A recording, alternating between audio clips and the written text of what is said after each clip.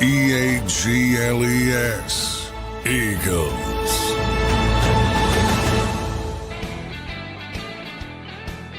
Welcome in, everybody, to a Monday edition of Birds 365. Kicking off another week here in the Eagles offseason as we move closer to the NFL draft. Johnny Mac, how you doing this Monday morning, brother? Kicking off a new week of Birds 365. Yeah, we're now officially, I could say, in the draft season. Pretty much phase 1 and phase 2 of free agency are over around the NFL. You'll see some things trickling in. Then you might have some more meaningful signings after they don't count towards the compensatory formula, which happens the week after the draft. So there'll be things trickling in before that around the league, but the big stuff, the waves are pretty much over. And now we can shift. It seems later this year we can shift to draft season fully. Obviously, We'll talk about everything, but yeah, this to me is this once free agency dies down, then you get really into the draft, and it makes more sense because, look, all mock drafts are fruitless, but they're completely fruitless before free agency because, if you have one of the big dominoes still to drop is Aaron Rodgers. So I think everybody's got Pittsburgh maybe taking a quarterback in the draft. Well, they ain't taking a quarterback if they bring in Aaron Rodgers. So you don't think so? Maybe they still could. No, I mean, with they could aging, but people are talking about Jackson Dart. I don't think you're. I saw a bunch of people. Pittsburgh's like 21 or something. Yeah, apparently I don't think you push it. Too. You might have to push it if you don't have Rodgers, but I don't think you have to push that sort of reach if you do. Yeah, just because of the class, right? I mean, we'll see what ends up happening. But John does bring up a good point where you got to let some things fall into place before you can really get into the draft. And now we are officially 1 month away. The draft is the Thursday night. Round 1 is April 24th. Today is March 24th. So we are 31 days and 12 hours away, everybody, from the NFL draft kicking off. So we'll have a month straight of great coverage here on Birds 365 and on JAKIB Sports. For those who are new, we want to welcome and thank you all for listening. We're the best Eagles daily show out there. All right, we're here 8 to 10 a.m. every single day, Monday through Friday. I'm your host, Zander Krause. That's my co-host, John McMullen, the number 1 Eagles beat reporter in town. Johnny Mac, speaking of the draft, I did want to set the stage with a little bit of draft talk here to start the show. We'll talk to Jeff Kerr coming up on the show in about 15 minutes from now, but we talked a little bit about the 4 meetings or visits, top 30 visits to Eagles that have been released. And they're 4 straight offensive linemen, Johnny Mac. A lot of defensive line talk, anticipation coming into this draft, but could the Eagles just do what the Eagles do? Mekhi Becton's gone, and they might go offensive lineman. Is it fair to say that it's a good chance the Eagles do go offensive lineman while everybody's thinking they go D-line? Well, no, I mean, there's a good chance they always go offensive line anywhere, but certainly this is that I wouldn't get caught up in 4 and the Eagles don't release anything, 4 reports of visits. Certain guys, Anthony Belton, Marcus Embo from Purdue, they confirmed themselves they were coming in for top 30 visits. Josh Connerly, it's probably the one of the group that is potential first round pick. That was reported, I believe, by the Oregonian. And then Jalen Travis was our buddy Zach Berman. So, and he's an offensive tackle. No, all of them. The only one with a potential to go at 32 is Connerly. So they're focused on the first round. They're going to bring in plenty of defensive front. They got 26 that haven't been. They're gonna bring in plenty of defensive front people. So with the Eagles, it's offensive line, defensive front first, foundational principle. Both of them equally important. Obviously, quarterback is first, but I think stipulated. But they already have a quarterback. Then it's offensive line, defensive front. That's how they build this team. Howie is. Howie's been very honest this offseason if you listen to him. He talked about it different. Talked about it being not typical. what he was talking about was paying an off-ball linebacker and letting defensive front people go on defense, paying, giving Saquon more money after the season he had at running back. Two positions they traditionally don't pay. If you look at the history of this franchise, but they had 2 All-Pro players last year, and they were Saquon Barkley and Zach Baum. Yeah. That's 2 first-team All-Pro. So arguably the guy who had the best season on offense and arguably the guy who had the best season on defense, and they deserved everything they got, but that's not typical. Now, he also indicated, and then we're going to fall back to the more traditional aspect Right. of when the draft and that's offensive line and defensive front.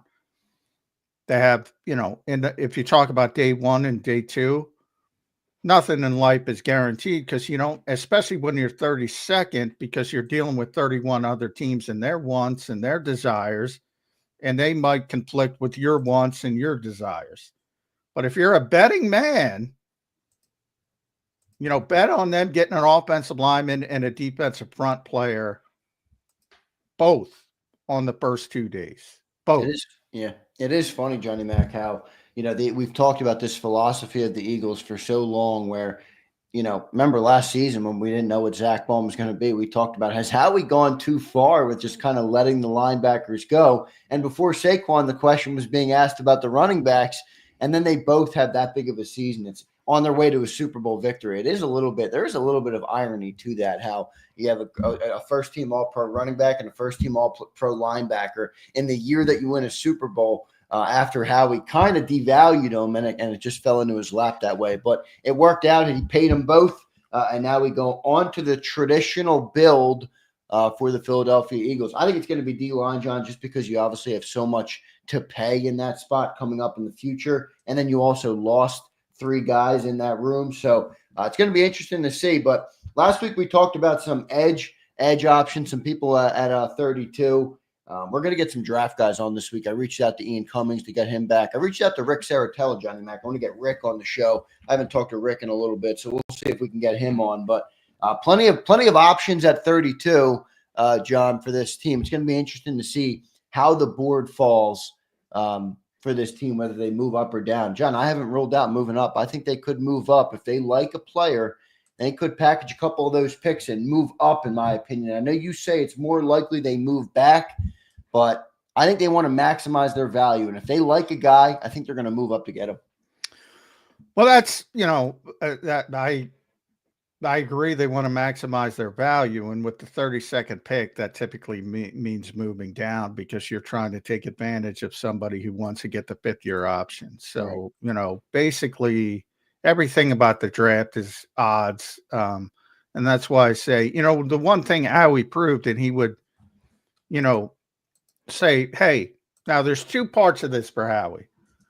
There's people who say, look, you finally paid a running back and you got a star running back. And the assumption is, if he just would have paid a running back, he would have been Saquon Barkley to some people, or vice versa. He didn't even pay Zach Baum. Zach Baum's the one who landed in his lap. He paid him after. So he proved, hey, if you perform, I'll pay this position. Now, part of it, no doubt, was a self-fulfilling prophecy. If you pay guys 1 year, $3.5 million, typically you're going to get 1 year, $3.5 million value, which they did for many years with Eric Wilson and Paul Warlow and Corey Nelson, et cetera, et cetera, et cetera, et cetera. You sign those types of players in free agency, you tend to get those types of players. And running back, they actually had very good running backs for a number of years. But you saw the difference, and part of it was the offensive line as well. But you saw the difference from a good running back to a great running back. And the assumption is that if you just would have paid somebody else, that they're going to have the season Saquon Barkley had is probably a little bit specious. Not a little bit, probably completely specious. So, they were outliers at their particular positions, and that's why the Eagles went towards the outlier. And that's, but that doesn't mean they're going to keep doing that. because whenever Saquon, his shelf life is up, it's going to be very difficult to find the next Saquon, especially if you're very good, as the Eagles are right now. When Zach Bond's shelf life is up, it's going to be very hard to find somebody who made plays like he did last season. Even if you're taking somebody in the first round of the draft. It's going to be hard for Zach Bond to do it. Yeah, it's going to be exactly. So everything relates to odds, and that's why it's more likely down than up. But yeah, you know, if there's a player at 28 and he's the last in the cluster that they want, right? Yeah, they might go up and get him. It might be Josh Connerly. You know, if they have a feeling that he's going to go and they want him, yeah, they'd go up. But if you're playing the odds, the more likely scenario is they want to take advantage of somebody and maybe get a future second round pick or something splashy and go down. I could see him doing that. It'll be interesting to see what they end up doing, you know, in the draft at that position. But I don't know, John. The one thing I would say about the offensive tackles, I know everybody wants to prepare for life after Lane Johnson. You see how well it worked out with Cam Jurgens coming in for Jason Kelsey, and obviously the replacements that we've had on the offensive line. But I have a feeling Lane Johnson is going to play at least 3 more seasons. At least. I feel like he played one of his best seasons that we've talked about extensively here on the show last year. I feel like he's getting better, and I feel like the window for this team is right there. I don't see Lane Johnson hanging him up. He might go Whitworth. He might go till he's 40 or 38. I could see it happening, and then you don't really need a tackle right away. You need swings and guard replacements probably. Well, he might, but, you know, from being around Lane for a long time now, I mean, if you would ask me that question 2 years ago, I would have said, no way. He's out to maybe 2 years, maybe out right now. What's changed? He's been healthy. You know, if he feels good, but he's very honest and he feels great and he's been healthy and he is playing better than he ever has. So all that part is true. But when he had those ankle issues. Yeah, he was struggling. Yeah, like he was like, yeah, I can't do this much longer. And then they figured it out. They had reconstructive surgery and he's feeling better. So, but he's very honest at all the ends when he says, I think I can play through 2027. You know, we signed the contract. He always puts at the end, it's a year-to-year proposition. He's talking about his health, how his body feels. So there's no doubt he can play. Him and Kelsey are weird in the fact that they get better as they get older. But typically, it's the opposite. Offensive line's a little bit different, though, because the savvier you get, I think it's more important. I bring up Tim Irwin. Guy people don't, you know, I tell that story all the time. Became a great agent after his playing career. Played like 17 years. Now, he wasn't at the level of Lane Johnson, but he played 17 years. That's a long time. And he always did a really good job against Reggie White, you know, maybe the greatest defensive player of all time. If not, maybe number 2 to Lawrence Taylor. Always did a great job because he held and he scratched and he clawed and he had the veteran reputation to get away with some of that stuff. Then he finally retired and they bring in Corey Stringer, first round pick. Unbelievably talented. Sad story what happened to him. I tell that story all the time as well, but unbelievably gifted. Not nearly as effective early in his career as Tim Irwin because he's a rookie. He's not savvy. He doesn't get away with stuff. He can't hold. He can't pull. Right. That shit matters. I always joke about Kelsey. Watch Kelsey if you want to go back. He would steal the tush push aside. He would steal a quarter of a yard just by moving the football. Yep. And he'd get away with it. Every once in a while, you'd see the flag and they'd go, you went too far, Jason. All the time. he would do it. And it's funny because it is one of the most physically taxing positions on the entire field. Like if you're a wide receiver, you might not get hit every single play. If you're a quarterback, you might not get hit every single play. If you're a running back, you might not get hit every single play. If you're an offensive lineman, you're getting hit every single play. So it is a little bit two-sided where I think you're right. Obviously, the savviness and the technique and some of that stuff makes you great later, but boy, it's got to be physically taxing for these guys to play till they're 35, 36, 37 the assumption, and that's why I talk about Lane, the assumption is, oh, he's healthy. He ain't healthy. It's funny you bring that up because I was who did Jason and Travis had Ben Stiller on. They're getting all these big time. Yeah, they're no longer getting like Philly people on. They're getting Ben Stiller. They're getting Jason Sudeikis announces Ted Lasso's coming back. They got Bill Murray. They've gone full Hollywood on us. They've gone full Hollywood. But so I was watching some of the Stiller clips, and he asked about something about the physical nature of football, and Jason's moving his neck and it's creaking around and freaking people. I mean, Jason Peters used to go through a 40-minute stretching routine to get damn practice. Lane Johnson, like I said, those guys go through hell. Jason looked like a stormtrooper with his elbow and everything taped up, and people assume, well, he's out there, so he's fine. He's not fine. And that's why Lane always puts that in there. It's year to year at the very end, but he's feeling very good, and that's a positive, and he got through this season healthy. But using the ankle as an example, that pops up again. Yeah, I can see it.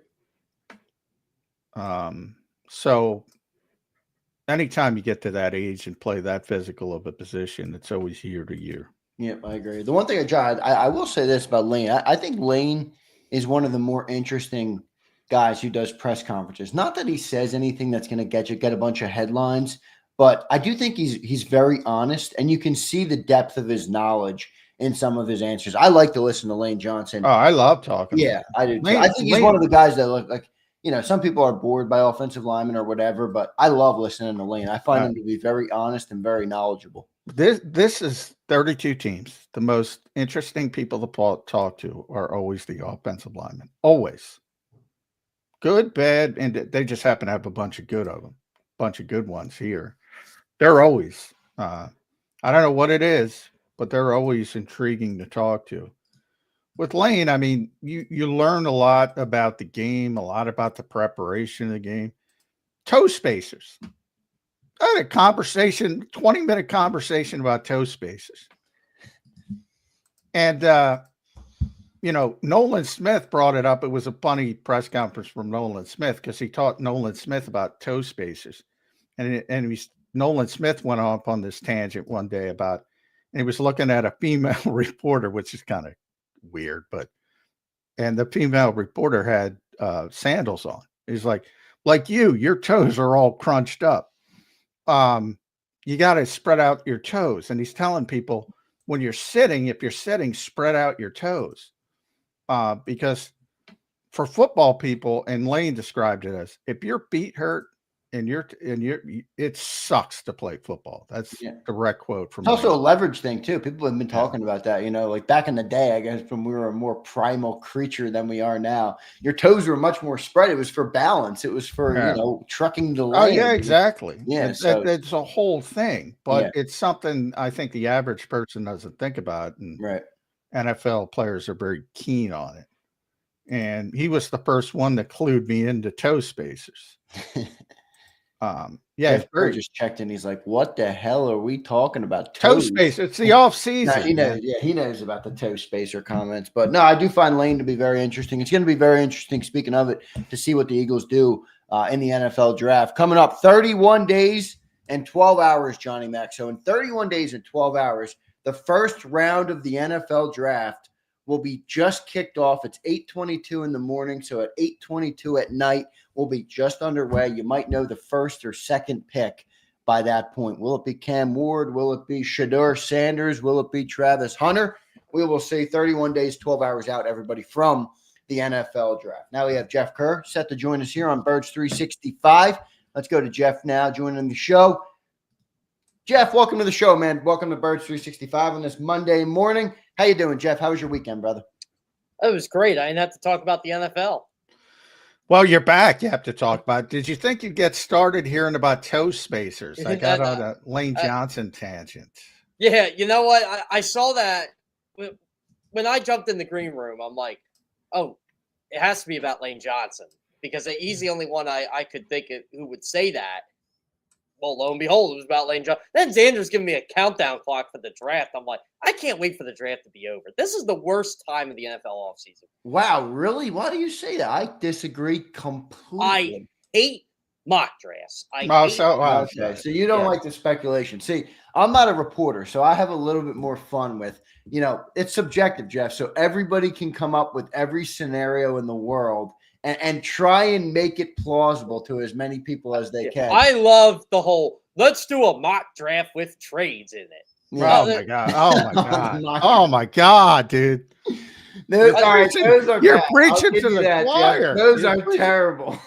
You know what? It's funny. When I am required to do one for CBS, I don't call it the bare minimum. I do it like, well, this is who I would pick. And I don't do any trades or anything like that. This is who you should pick based on not even the need. It's more of a what.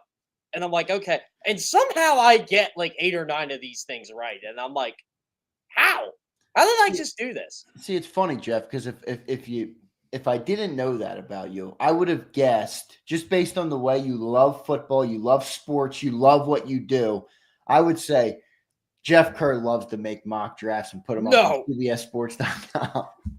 There's a reason why I only do one. It doesn't surprise me at all that Jeff doesn't like them. I could see it. They're just incredibly dumb. And the problem from my perspective, I don't know about Jeff's. I only do one as well. Now, I do it a little bit differently. I try to project the teams, and I spend way too much time on it. So that bothers me as well because I don't want to be the idiot. Like I in my email box, I get people sending me drafts and mock drafts. So very plugged in guy. And I'm not going to say it because I don't want to rip them, but I'm going to rip them. And here's the problem.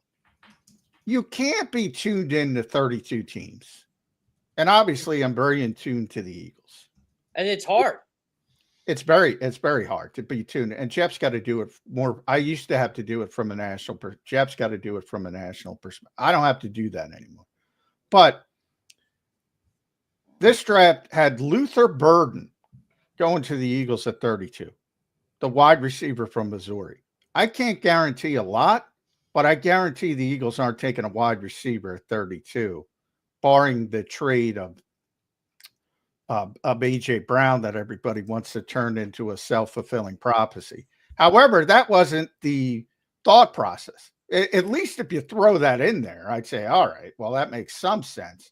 No, the sense here was Jahan Dotson is better suited to be a number 4, and they need a number 3. The Philadelphia Eagles, who throw the ball 25 times a game and maybe would throw it less, need a third receiver. Come on. You know what my mock draft is going to be when I get to them at 32? They're going to trade the pick. That'll be my trade. You just ripped trading and mock drafts, and you got the Birds trading out in your mock draft. That's what they're going to do. I called that 7 years ago. No, but I mean, there's a difference from saying a team would like to trade out. I'm not going to tell you who they're going to trade with. Yeah, that's true. Or because how the fuck would I possibly know that? Well, we don't. That's the see. This is why I don't like this point of the NFL all season. Everything is about clicks, clicks, clicks. What is going to get you to click on something? And I'm like, how about there's just no news and let it be what it be? Because people got to make money, Jeff. You can this make is money. My livelihood, Jeff. You can make money every other month of the year. Well, no, I have no. Well, I have a problem with clickbait any time of year, but I just don't like it. But yeah, I just go into evaluation mode. Like, what does this move mean? What should they do? What should I think that's the best way to handle. Quite honestly, next week I'll be more excited because the league meetings and we'll see what gets passed. What doesn't rule get passed. changes. Yeah. Rule changes. Is it big all owners that. meeting next week too? Yep. Is that Next week? Yeah, start Can you Sunday. go down there for that or no? So I went down last year. I won't be going down this year. I thought It everybody coincides. did. It coincides with opening days, but I love going down there because you get to talk to pretty much anybody. It's I Yeah, might it be is. going to Philly's opening day or the home opener, Jeff. I might have to try and link up with you down there if you're going to be down there. I will be down there. Yep. Yeah, nice. All right, home opener coming up for the Phillies. Waste of time. The Dodgers are going to win the World Series. So we can fast forward to that. Get back to the draft. If you had to pick a position, this is more valuable. Boy, John, you sound like a certain radio station we all know. And let's go back to the Eagles. Well, I'm an Eagles show though. Yeah, we're Yeah. 365. They should. People get mad here when I talk about other teams, other NFL teams. So they sure as hell are going to be. I don't mind. I drop in some. You can talk about the Phillies. I don't care. I was just joking to piss off the Phillies people because they're a very good team, but they're probably not the best team. Well, Phillies fans think their team's like the worst team on earth. Well, that's not true. Yeah, they're a very good team. The worst team on earth is across the street at the Wells Fargo Center. Yeah, they're pretty bad. John, I had Ricky Ricardo just cracking up last night because he wanted me to spin some positivity in the Sixers. And I gave him like 3 minutes. He goes, that's 3 more minutes than I would have given them. Quentin Grimes, isn't he a Grimes. free agent though? Isn't he a free agent? Is he? I gotta double check that. Yeah, I don't know. Any Sixers fans, let me know. I in the pay chat. Quentin Grimes over half the people on that team. Yeah, who knows? Maybe they found a player. They'll probably lose him right away, but yeah, that could be the silver lining. So I gave you 10 seconds of silver lining for the Sixers. The Phillies are very good. There's your 10 seconds there. They're just, the Dodgers are ridiculously good. So By the way, John, it is funny. I'm gonna bring the Eagles into this now. Don't you think it's ironic how everybody complains about what the Dodgers are doing, gaming the system, but yet literally the Eagles do it? yeah. Oh, if your team does it, it's fine. That if your team is not doing it and is on the bad end of it, yeah, it's pain in the ass. That's just the natural nature of being a fan, I would think. Yeah, and fans are allowed to think that, by the way. Yeah. It's natural. Yeah, like you said. It bothers me personally as someone who covers the Phillies. Like, I get mad when these pitchers from Japan make this BS excuse. Yamamoto did this. I don't know where Philadelphia is. Give me a break.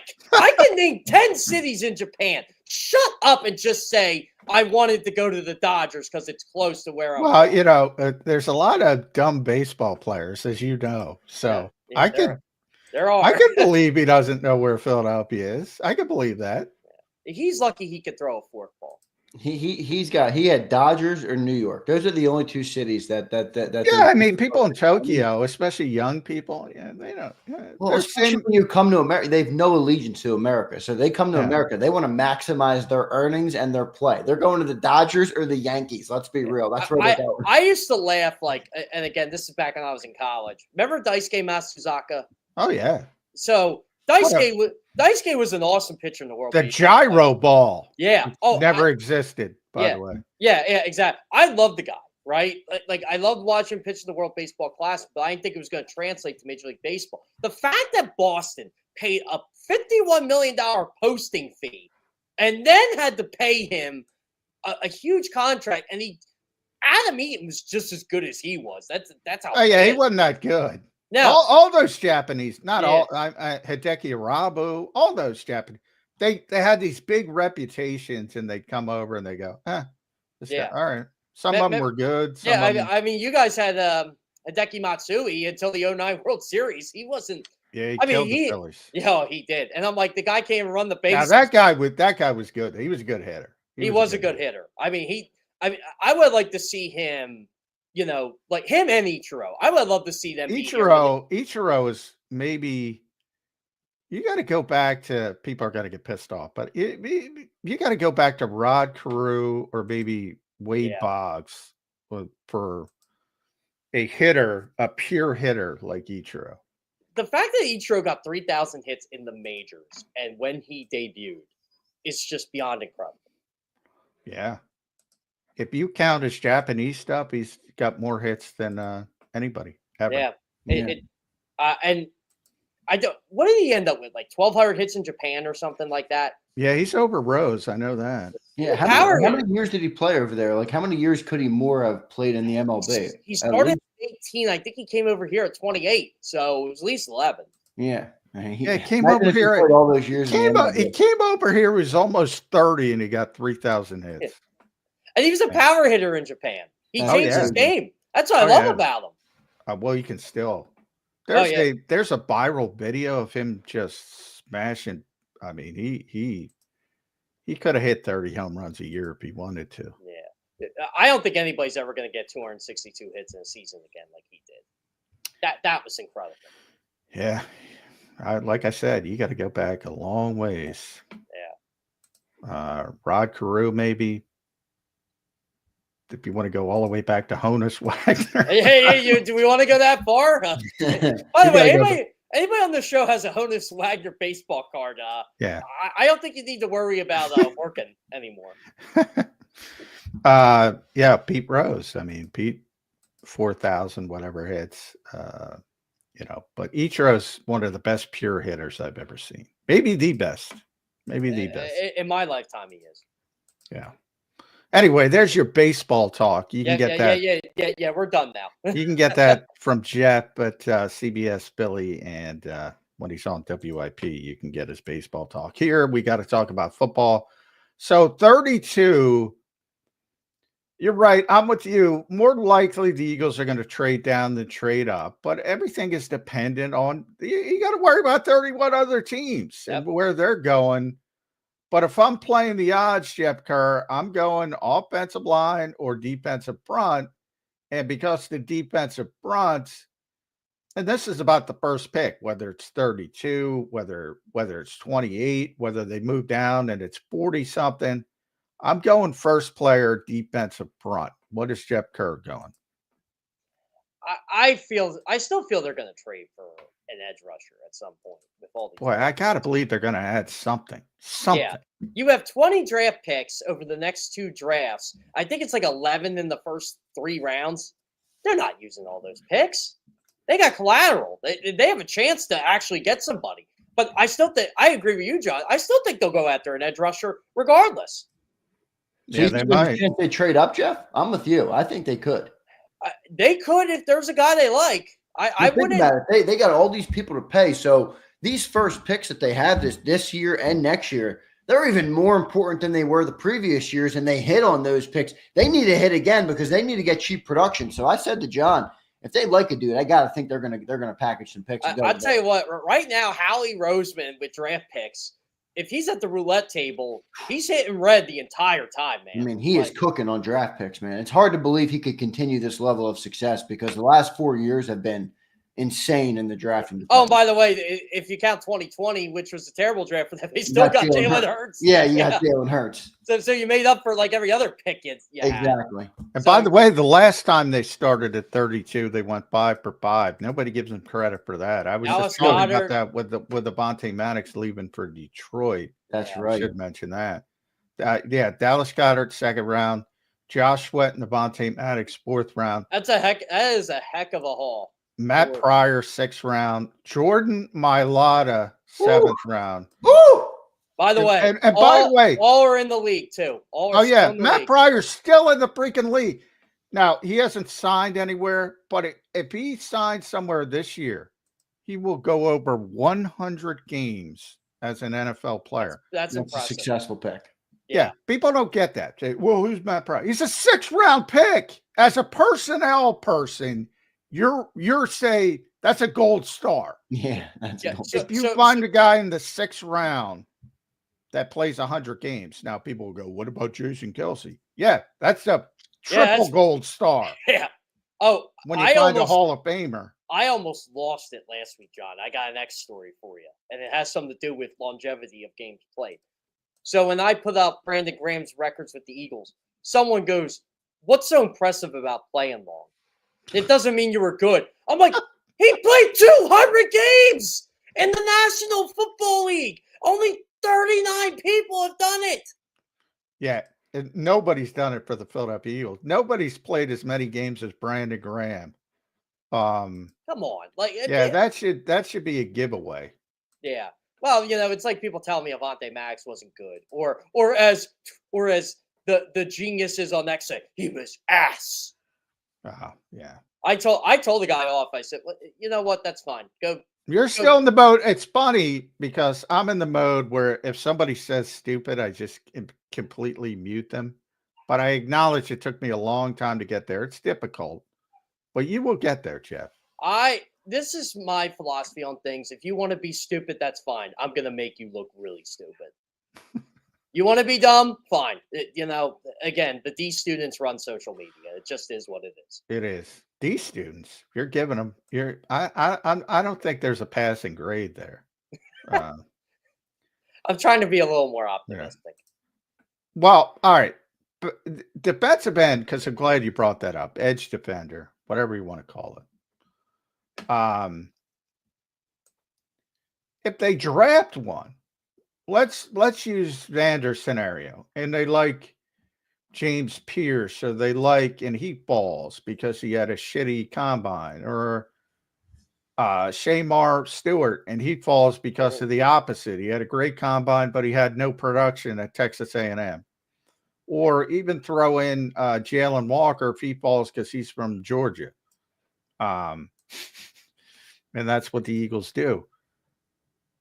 Even if they get one of those players, is that good enough at edge defender on this team?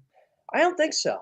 I still think I don't think so either. Yeah, I still think they need more. Like, John, remember we talked about this last week. There's no way they're going into the year with what they got. Right? I can't fathom it. I can't fathom it at that position. And you're asking a lot out of a Walker or somebody like that to just come in here and get 6 or 8 sacks for him, right? We saw Nolan Smith. Now, granted, the Eagles also said they should have played Nolan more in year 1, and they didn't. Right. And maybe Vic will play. But look, even Jalen Hunt, who was a project, if you would have said Jalen Hunt's numbers at the draft, this is what he's going to have this year, this is what he's going to do in the playoffs, you would have been like, man, that's a really good year. Yeah. People aren't going to take that this time. Jeff, what do you project Nolan Smith to be next year? Because I think this conversation is made easier obviously none of us know, but John's right. The sample size on him is very small. Me personally, I'm projecting him to be a double-digit sack guy now. I think he's going to turn. I think he turned the corner last year. I think he's going to be that moving forward. What do you think Nolan Smith is going to be next year or moving forward? I mean, if he has like 7 or 8 sacks and like 50 pressures, I think that's a hell of a year, personally. Look, double digits, it's hard to ask. It's hard to ask out of anybody. Yeah, well, the thing I try to bring up is right now, March 24th, he's the guy. Yep. He wasn't the guy last year. He wasn't the guy. Yeah. Josh was the guy. And then Jalen Carter in the interior. And even Bryce Huff. Remember Bryce Huff this time last year, we thought Bryce Huff was going to be a big contributor. Yeah. But my point is opposing offenses and their offensive line will now say, all right, we got to deal. He played 9 games. I think one of those things about Howie saying we got to play the young players, they didn't play Nolan Smith. Before Brandon got hurt, his high water mark was 33 snaps. So that was November 24th against the Rams. That was week 12. Yeah. So for all the talk of we got to play young players, and everybody goes back and they, it's I always joke, it's the Sugar Ray Leonard effect. He boxed the last 30 seconds, and that's all that people remember. Nolan was great from November 24th on. If Brandon Graham doesn't get hurt, he never even gets that opportunity. And this is one thing where I push back because Zander's very high on him. I'm like, is a really small sample size to say, all right, this is my guy. This is the centerpiece of my pass rush. The headliner, as we've called. Yeah. You're asking a lot of Jalen Hunt, too. Oh, yeah, even more. Well, here's my estimation. If last year Josh Sweat was your headliner, and I agree, he was your best pass rusher. He was an every down type of guy, good against the run, all those things. If Nolan Smith can become that, and I know that might sound big, I don't think that's crazy. I think Nolan Smith is capable of being what Josh Sweat was. Can the rest of the group, Azeez, Uche, Bryce Huff, a first-round draft pick, or whoever they take in the NFL draft, can those combination make up for the production you got from the other guys? Because outside of Sweat last year, it was a piecemeal effort, right? You got a little bit from Jalen. You got a little bit from Nolan. You got a little bit. You really didn't get much from Bryce Huff. But, can you get a little – can I get a couple of pressures and sacks from Uche, from Azeez, from – I don't know. Maybe you can't. But if you're not asking them to be a every down contributor, are they guys that can give you something and you can kind of piecemeal making that pass rush? That might be what they're looking at. Yeah, it's funny, too, because as much as I don't like how the pass rush is set up right now, I do think there's an upside in Uche. I think he can contribute to this team. I think Azeez could contribute to this team, but you can't go in the year with this. This is a big, like right now, and again, I'm going to use a card reference. If you're playing poker right now, jeez, what do you have, a pair of threes? Like, you're really going to try to win on that? Right. I don't know. I just feel like you got to improve your odds a little bit. Especially this team and what they value and where they place their value. I just cannot believe that they will head into the season with where it stands right now. Not the way this team thinks. And there I lead you down the Trayvon Walker path. Yeah, baby. I don't know. See, don't you think like it's going to be a move like that, like a Trayvon Walker type? Yes. Now, I don't know if he's available. It might be. Well, remember, guys, we weren't supposed to be here. Bryce Huff was supposed to be a good player. That was their estimation. That was their evaluation. And by the way, their evaluation Howie might be telling the truth and say, hey, we got to play him again. Yeah, and they might. be. You kind of we can't get rid of them. Surprising the Eagles are here based on their philosophy. Well, they did kind of prep for this. They just made the wrong evaluation, at least up until this point. Look, if Bryce Huff turned in what they wanted, they wouldn't have a problem at all. We'd be good. We wouldn't even be talking as much about edge rusher. I mean, this is how far Bryce Huff has fallen. If you would have said back when you signed Bryce Huff, he's not going to play in the Super Bowl, you would have said he's injured. Well, first, I think the fan reaction would have been, wait, we're in the Super Bowl? I would argue he was injured. Yeah, he was, but you still play Brandon Graham over him. And he was and Brandon. I play Brandon Graham over him too, but that's Vic loves Brandon, like everybody who's ever met Brandon. I'll tell you what, Vic. This is how Vic used Brandon Graham. This is my racing analogy here.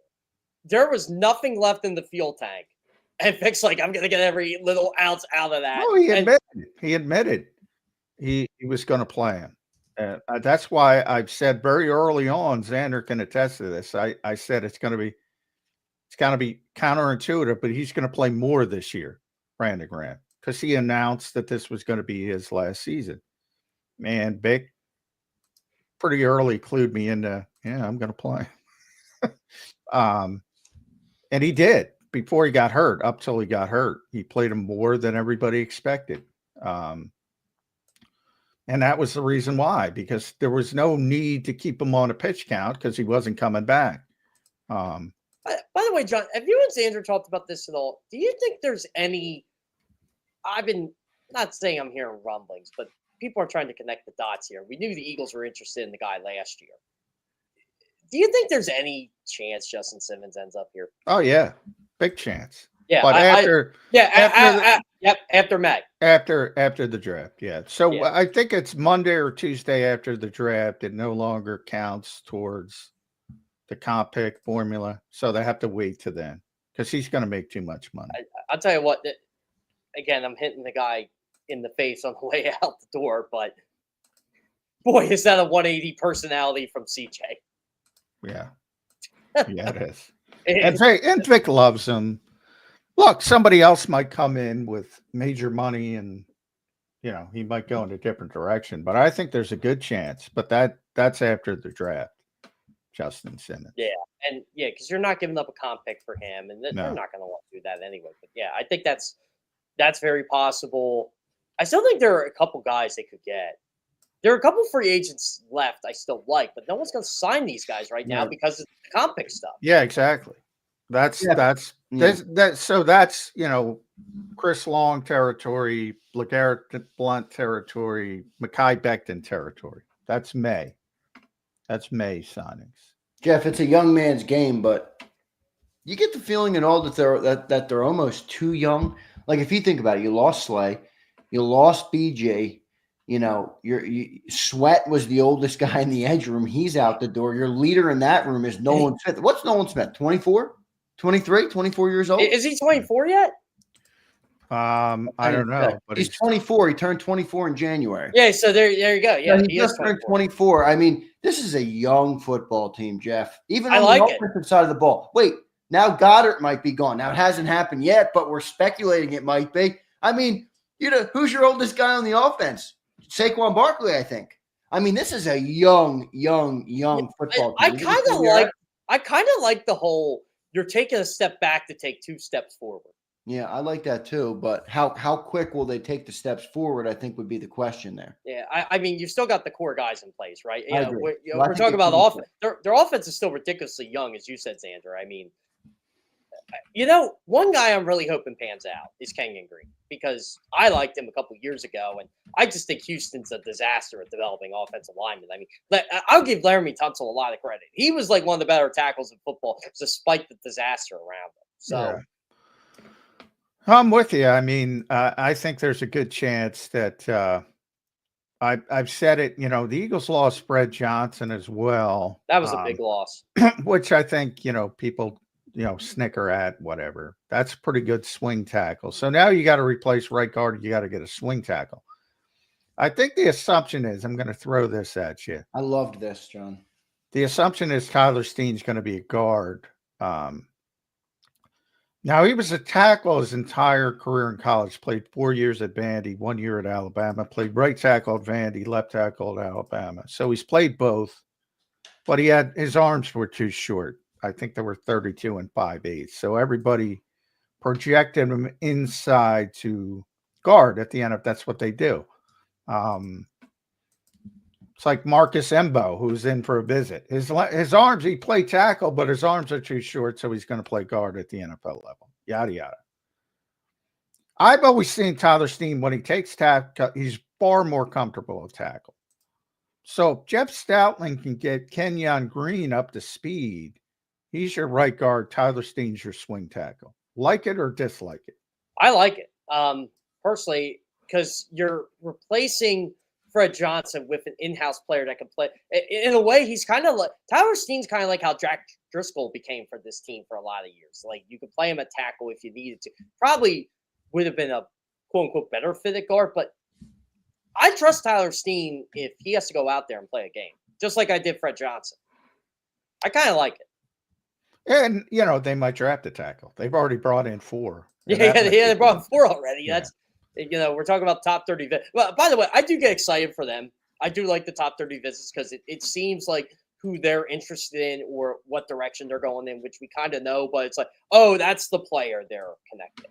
Yeah. Well, and they usually take some guys off their top 30 list. So, Nolan was here as a top 30. Even guys they brought in and they traded for Darian Thompson-Robinson. He was Dorian Thompson-Robinson. They brought him in, didn't they? Yeah, he was a top 30, but Kenyon Green was. Kenyon Green was. Yeah. It's funny how it always circles back to him. It's like you have the notes in the back of the office. Okay, let's get them out. John, yeah. I will say this about this. I don't even want to call it a dead period of the NFL all season because there really isn't. Don't you miss when the schedule came out in April? No. I had to ask. Well, again. And people say McMullen, which is probably right, but I hate the it's a win, it's a loss game. I hate that more. Oh, than I hate that too, and I have to do that. I'm like, I don't Yeah, well, I know have how to do they're it gonna too. do. I hate it.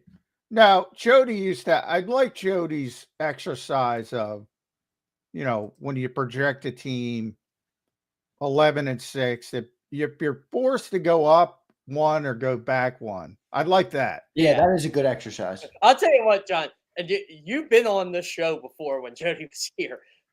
When Jody and I would go back and forth over week one, because my old saying, you don't know you suck in week one. Yeah, The Patriots won in week one. I believe that too. You never want to play a really bad team early No, when they you never do. have hope and confidence, and you're probably going to win, but it's more difficult. Yeah, 100%. That's what I get on the Bengals about. Like, the Bengals were like, "Oh, we got up for sure." I'm like, "You lost to the Patriots in week one. Like, get out of here." Yeah. You had a layup and you missed it. Happened. I remember speaking about that very thing about Detroit. I was telling Jody they played week one. That's where we got into the argument. A couple years ago. Yeah. I said that's a really freaking difficult place to play. It's sold out. This is before the Lions became the Lions that they are now, and they're really good. They were still really bad. And early, you never want to go there because it's just a madhouse when the people are excited. And the Eagles held on, but it was tough.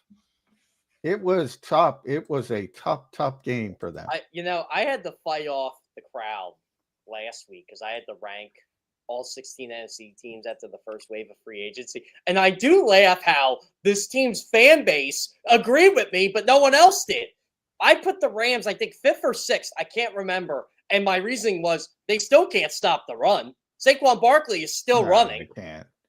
I'm torn. I've grown because I would rip the Rams, but Jordan Mailata turned me around because Jordan was like, man, that pass rush. He was really impressed. Lane's the same way. I talked to Lane about that, and Lane and I got into like a 5-minute discussion on Brandon Fisk. I could see the Rams being the toughest contender in the NFC with the Eagles this year. I think with the top end talent, yes. I'm still not. But they got to figure out a way to stop. You got to be better at stopping the run. Yeah, they signed Poona Ford. I'm not saying he's going to be the end all be all, but I think they're doing things to try and answer that. And if they get that answer, their linebackers are bad though. Oh my God, that linebacker! I hate to pick on him. I know. Christian Roseman. Oh my God, that's not an NFL player.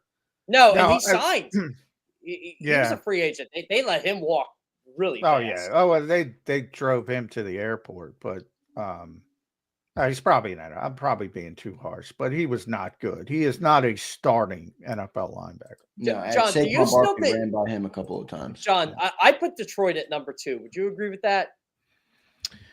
Well, I have concerns about Detroit because of I have concerns about everybody. But when you lose both your coordinators, I think that's an issue. That's what I said. Talent-wise, that's how I did it. Yep. Talent-wise, I would say yes. And we did this ranking on the afternoon show. I had Eagles 1, Lions 2, Commanders 3. That's what I had. Rams 4.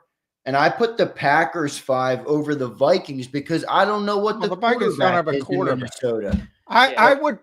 I would put them 2 if they had a quarterback, but they don't have a quarterback. Yeah. Right. So I put Packers, Vikings, and I put the Bucks. I think the Bucks are going to be pretty good. So I put the Vikings. I would because I like their roster, but I agree with you guys on the quarterback. Their roster, Jeff. If they were, let's just say they got Aaron Rodgers for a second, and I know Aaron's kind of on his way out. If they had Aaron, I'd put them 2. Heck, if they had Sam Darnold, I'd put them. I'd put them 2. I'd put them 2. But they don't. I don't believe in JJ McCarthy a little bit. So it was funny. So basically, everybody thought the clickbait was how low I put Tampa, but I gave Tampa a ton of credit. I said, "Look, Tampa's good, but I'm not ranking them by playoff seeding. I'm ranking them based on how I feel they are 1 to 16." Where did you have them? I am 10. Ooh, you had them. I had them 7. But I said, someone's going to win the NFC South. It's going to be them, and they're probably going to win a playoff game because they are a good team. I like Tampa. I do too. I like Tampa too. I'm a Baker Mayfield. I like Baker Mayfield. I like the way he plays. I'm trying to. I don't like anybody. I guess I'd have to go Washington too. You know the team I had higher, and I had to rethink it, but they're higher. Chicago. Oh, they're great. Yeah, they've done a very good job. Yeah. I've given them a ton of credit. But It's like I say, my boys are defense coordinator now. They're a top 10 defense again. How about this as a sleeper NFC team? Probably not a real contender yet, but a team that can win some games. I put the Panthers at 10. I put them higher too. I had them like 13. I think they've done some nice things. Yeah, I know I don't like the organization. Oh yeah, the organization. I don't like the coach. I don't like the quarterback. One of the most impressive. I don't like Mike K. I'm joking, Mike. Where's Mike K at? Let's get him on here. But I don't like the I think the owner's a disaster. I don't like the quarterback. I don't like the coach. I mean, I can't go Carolina. I will say this: one of the most impressive throws I saw this season was Bryce Young eluding Josh Sweat. Talent. There might be a little bit of Bama in me here. Bryce Young should have beat the Eagles. If Leggett could catch it. Yeah, Leggett could catch. Oh, by the way, John, how do you think the season goes? Do you still think the season ends the same way if Leggett catches that pass and the Eagles lose to Carolina? That's a bad loss. That could set you back. It's up to tell. Wasn't that the what was Carolina the passing comments game? Maybe. Is that the game? Because Pittsburgh was the next game, right? Yeah. Then you're right. Yeah. Then it was. The Pittsburgh game was the game they came out and started gunslinging everywhere. That was the game where we had everybody calm down on Birds 365. We got the bees back in the nest. Yes. And then Brandon Graham decided to punch it. Yes, he did. He did. That is so I mean, that was a bad game. That was a terrible game by the Eagles, and they should have lost it. And yeah, I mean, everybody was upset, and everybody should have been upset. And maybe you're right. Maybe it doesn't turn. Maybe especially it doesn't wake people up. Especially after you won what I thought was their most impressive win of the season when they beat Baltimore in Baltimore. That's a hard place to win. That was an impressive win. That was like this team is probably going to the Super Bowl. If they're not going, it's going to be pretty close. Guys, let me ask you this on another NFC team. What do you think the 49ers are going to be this year? Okay. I like how they drafted. I do think they have good young players, but not a big fan of where they're going. Yeah, me neither. But I love the coach. Yeah, I think John Lynch is very arrogant. Yeah, a little bit. They'll reboot, but it'll take them a while, I would say. Yeah, but they'll win. They'll still be over 500. But by the way, John, they're struggling because they gave up all those first-round picks for Trey Lance. John, I know you don't. Well, when you hit, same thing. But again, it's blown up because it's quarterback. Yeah, they missed on Trey Lance, but they found the quarterback in the 7th round. The Eagles missed on Andre Dillard. But no, I'm talking about they gave up 3 first-rounders, though. I mean, that for us, just put it in Eagle land. That's Jalen Carter, Nolan Smith, and Jordan Davis. Imagine if our team didn't have them, we'd be in a way harder spot. Yeah, but if you bind a quarterback, you don't give a shit what you give up to get it. Now, if you don't believe in Brock Purdy, and I don't necessarily believe in Brock Purdy as much as other people, but they do, or they claim they do. Well, one of my bold predictions this offseason was, obviously it didn't happen because I had to go bold. So one of my bold predictions was they're going to sign Sam Darnold to trade Brock Purdy. I didn't hate that as a bold prediction because I'm not sold that they're sold to the tune of $55 million. I mean, it's one thing to like a guy. Hey, I'll give you a Baker Mayfield. I'll give you a Sam Darnold deal, right? What did Darnold get? 3 years, $100 million or something in that range? Which is a good contract. It's a great contract. Yeah. But there's obviously some agents want their quarterback to set the market, be the next big man. I don't think Brock Purdy's that. By the way, Zan, I do have to pat myself on the back for these bold predictions. I did have 2 right. I said Geno Smith was going to get traded. I got that one. And Brandon Cooks is going to end up back with the Saints. There you go. I don't know how I got that. I don't know why you would even bring up Brandon Cooks. Because I had to do 10. I had to do 10, and I said, you know what? Brandon Cooks and Derek Carr, they kind of go. He fits a Kellen Moore scheme. Yeah, let's do it. So did you shoot 2 for 10 from the field here? I think I was 2 for 10. Yeah. We haven't talked about what about the great Kellen Moore and Doug Nussmeier in New Orleans? Nobody's talking about the Saints. Are they a potential surprise team? I put the Saints at 15. I don't see it with See, I don't think they could beat 15 for this reason. as much as people, and that has nothing to do with Kellen, but I wish him well. Doug, I like a lot. I wish him well. Derek Carr's not that bad. I don't know why people No, he's get not. that. He's actually the perfect QB for Kellen. You know what, John? I think we need you and Josh Dubow together on Birds 365. You know who Josh is? The associate Josh, I do not. The associate he's like I call him the Rob Motti of the West Coast. I don't know him, but go ahead. So he defends Derek Carr a lot. Does he?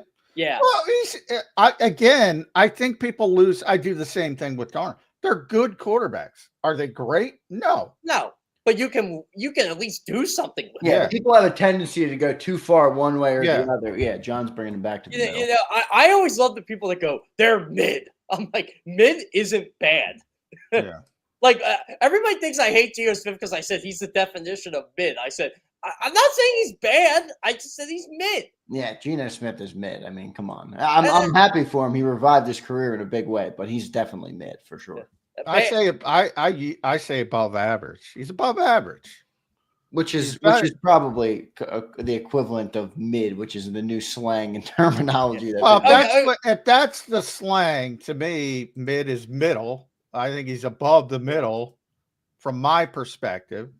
I don't know. He's probably not above us. There's 32 starters. Is he above 15? I had people laughing on my Instagram this week, speaking of quarterbacks, when the Giants signed Jameis Winston. Zander, you seen Hocus Pocus? No. Okay. Then you guys won't get the reference. But for anybody who's seen that movie, in the beginning, there's these two bullies named Jay and Ice. And when the lead character's sister says he's a little leaguer when he's apparently going to fight, and they go, whoa, like this. So that's how I use that scene for Jameis Winston when the Giants signed him. We should all be shaking in our boots. Jameis Winston got 2 years and $8 million, I think. And Cooper Rush got 2 years and over $12 million. Who's a better player? That's actually a good deal for the Giants. Joe Shane finally doing something right. Oh, and by the way, I don't think he's done getting a quarterback either. I'm joking, Jameis. The problem is if you turn the football over, nobody wants you. I mean, like Jameis Winston can go out and throw for 400 yards on any given day. He can also throw five interceptions on the same day. He could light it up. How many backup quarterbacks can light it up in the NFL? Very few. Very, very few. You know what? You know who used to do it really well, and then he became a starter and just sucked? Matt Flynn. Yeah, well, yeah. Didn't they get like a second round pick for Matt Flynn, the Packers? Yeah, I think they did. And that was the same year the Seahawks drafted Russ. Yeah, Matt Flynn. Yeah, he got a big deal. He got a big deal at the time. Yeah. That's a good pull, Jeff Kerr. What about the Cowboys, boys? What about them? What do you think they're going to be this year? Because a lot of Eagle fans are, I think they're going to be better. They got Dak Prescott back. They got to be better. They got Cooper Rush last they year. gotta be People are better. telling me they're going to be worse. I'm like, they can't be worse. No shot. Dak is better than Cooper Same Rush. reason I just talked about. They have a good quarterback. They had a bad quarterback. Now they have a good quarterback. They have a top 10 quarterback in the National Football League. And look, as much as I like to rip Dak Prescott and his playoff success, he's still good. Yeah. Yeah, people are crazy. And that's why I said, even Geno, you can't find 16 better than Geno. No fucking way. You're lying to yourself if you say they're 16. This is like my thing, though, like with social media right now. This is where I kind of tell Cowboys fans to sit this one out. You can get off the whole, if Dak Prescott was on the Eagles, he'd win. He'd win a Super Bowl. I'm like, well, we don't know that, for one. And two, stop with your regular season fetish for Dak Prescott. Like, I'm torn on that. I've been on this kick with the quarterback evaluation is broken. It is irreparably broken. Nobody can talk about the position in a cognitive way. Nobody.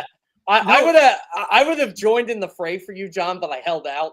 Some Vikings fan I forget what he said about Jalen Hurts on like my thing about Jalen Hurts' fourth quarter stats since like in the playoffs or something like that, or second half stats in the playoffs. And he mentioned something. It was something to do with the Vikings. I almost responded back.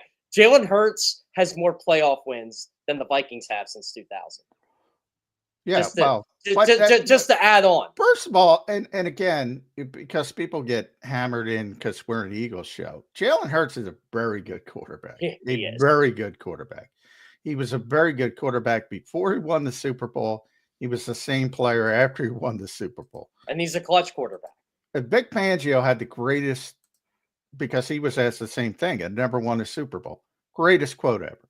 I'm the same coach I was yesterday. Yep, This is he a was. great accomplishment. That's what it is. Yeah, but You don't evaluate players on one game ever.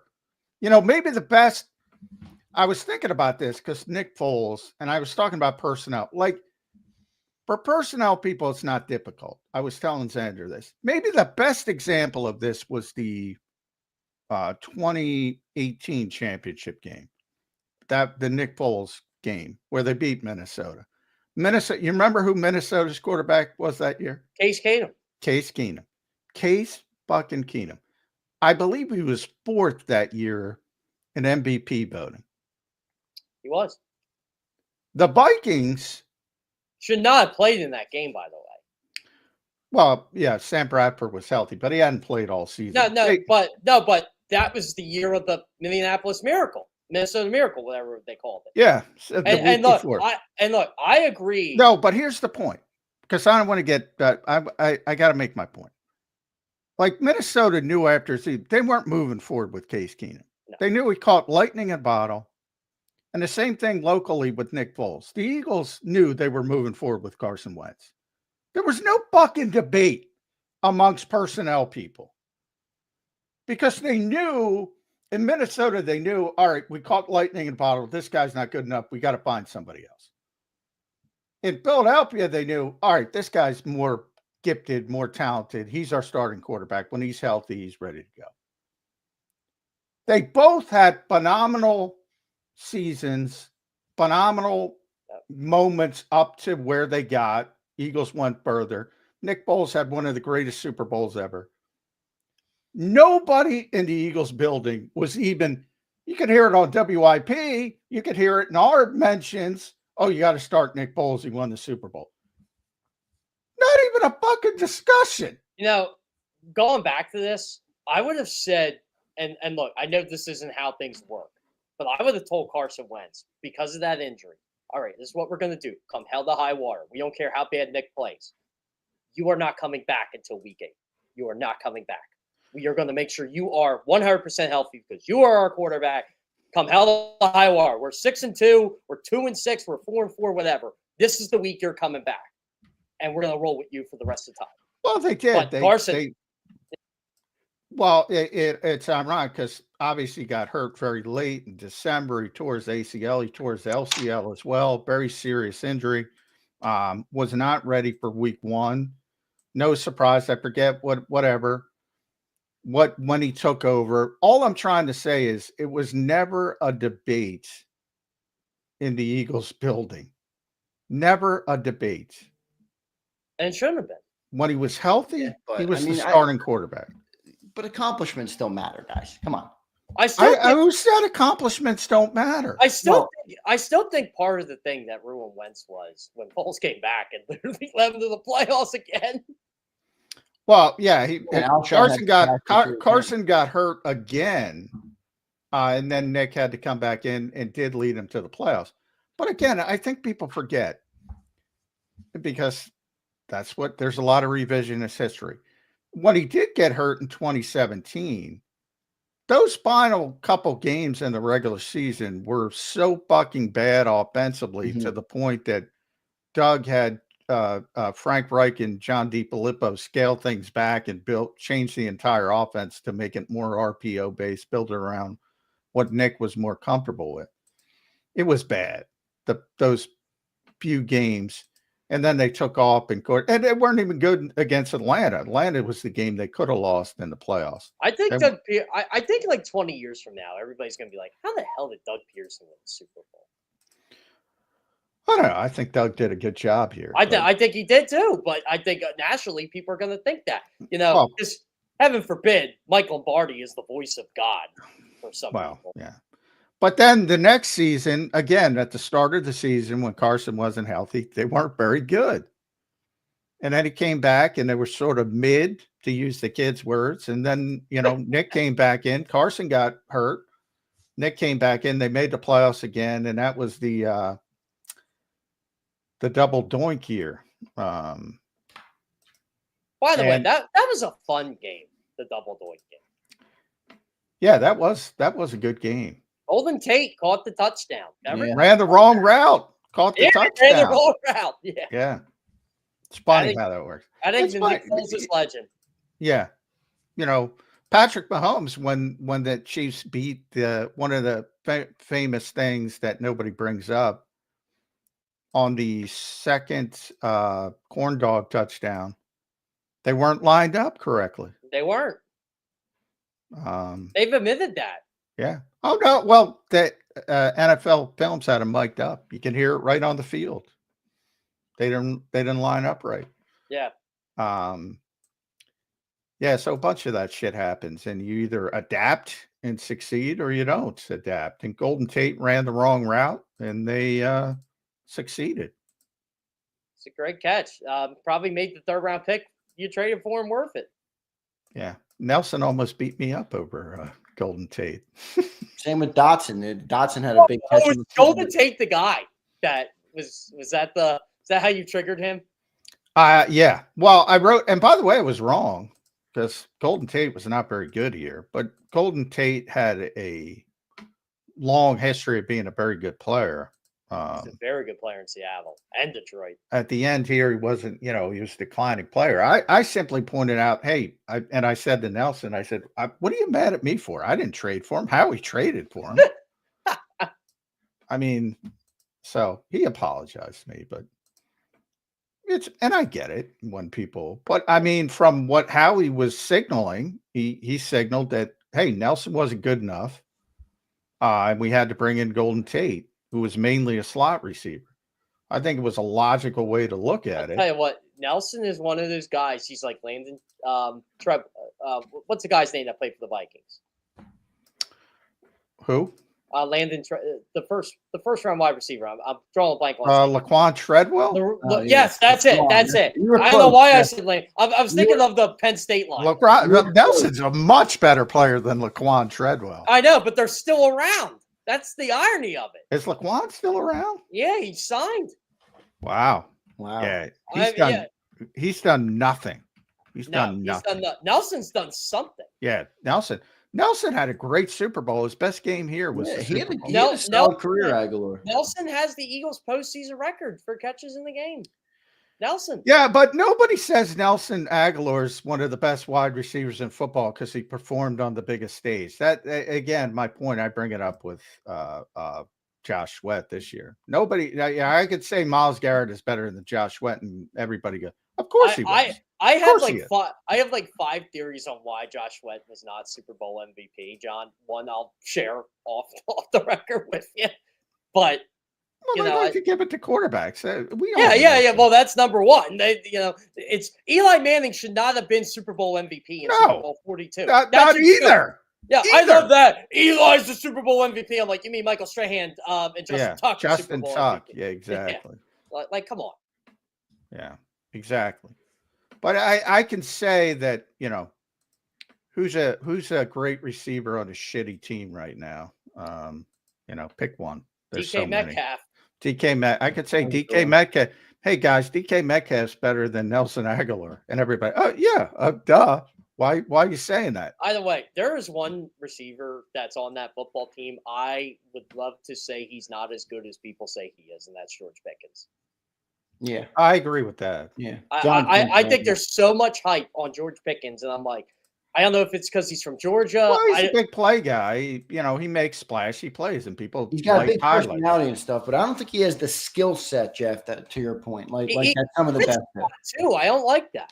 Yeah, I don't like guys who can't run routes. Yeah, he can't. He can catch balls though. Because yeah, exactly. You can win 50-50 balls, and you can do it. You bring up Laquan Treadwell. He's a perfect example. He was a big physical guy. And everybody's like, oh, wow. He can get 50-50 balls. Can't get separation. You're not going to be consistent. Sammy Watkins was like that, too. He could burn everybody. He could win that jump ball, but it's going to run a slant. Forget it. Yeah, that's a guy I thought was going to be our pretty good. I got to give the Chiefs credit though. They got a lot out of Sammy Watkins. Yes, they did. They get a lot out of everybody. Speaking of, that's why Adam Thielen lasts for 100 years. Cooper DeJean had one bad game. We brought up the Carolina against game. Adam Thielen of all people. Game because Adam Thielen put him in a fucking blender. Well, Adam Thielen is awesome. I know, but to John's point, that's how important route running is because just Jamar Chase did him. All these other dudes that Cooper went up against at some point in the year, the guy who gave him the most fit was the savvy old route runner who knew what the hell he was doing out there in Adam Thielen. But by the way, John, I talked to Cooper after that. He was like, Jesus, dude. He was like, I didn't know. Yeah, he was. Adam Thielen's like, I'm going to take this boy to school today. Cooper was like, because Cooper's from Iowa and he grew up a Thielen fan, which I did not know until after the game. Well, he got to watch Minnesota State every Saturday. And, I think it was more the Minnesota Vikings than Minnesota State.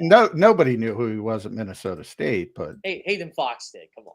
But but I didn't know, and he told me after. But he was like, "Oh my God," he was like, he was embarrassed about his performance, and he was great in every other game, and he learned a lot from it.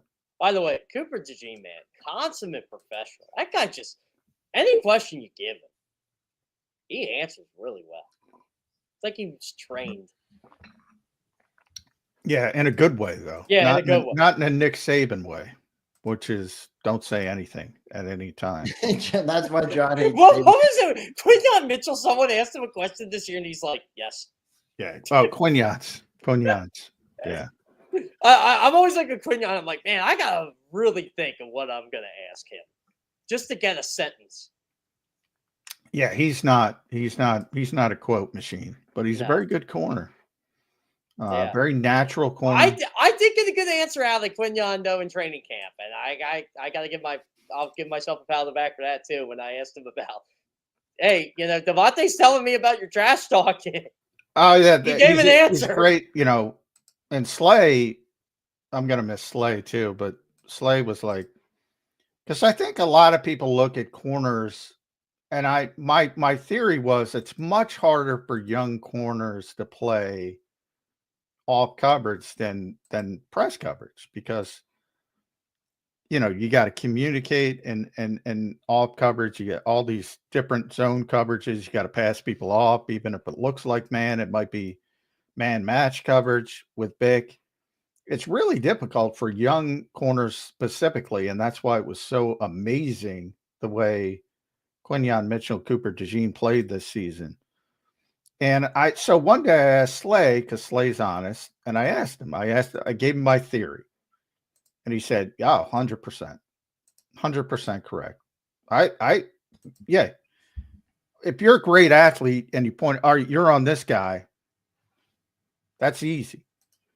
To play quarters and cover three and go back and forth and mix, man, that's difficult. And if you can play off coverage, I can do. That's what Slay said. If you can play off coverage, I can work with you. If you can't play off coverage, you're in trouble in this league. So who do we think, John?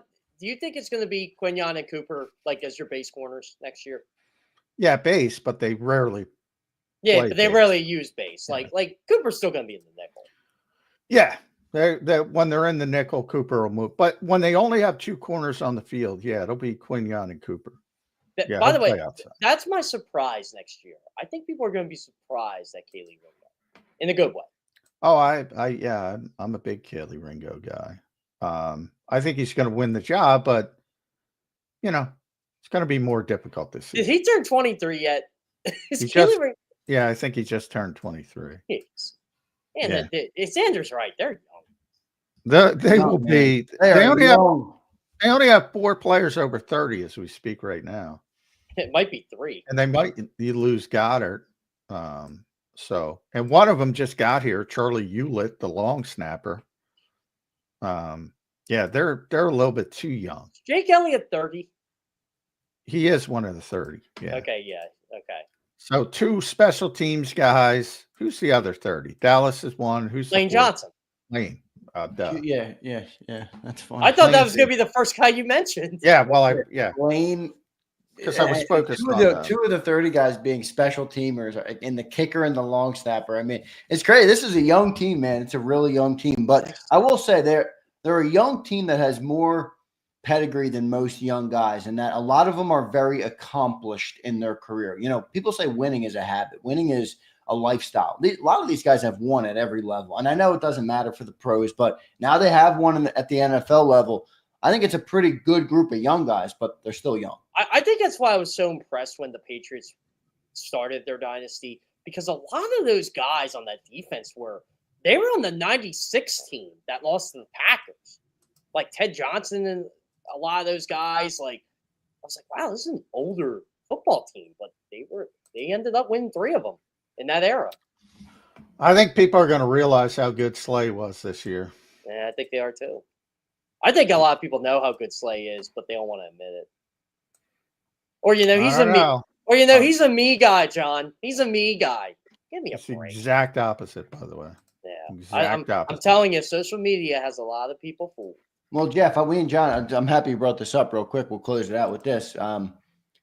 Me and John brought this up last week. We talked about the Devontae Smith comments on the podcast about Darius Slay. And I'm like, look, I know some Eagle fans have opinions on Slay because of the podcast and some of the stuff he puts on Twitter. I get it. It's not all breaking athlete in the world. But when Devontae Smith goes on a podcast and tells me I'm the route runner I am because Darius Slay in practice grilled me every day and helped me as a receiver in this league, I'm going to say, okay, that opinion matters a little bit more to me than any of the fans who don't like what Slay says on a podcast. So I really don't give a shit what people think of Darius Slay.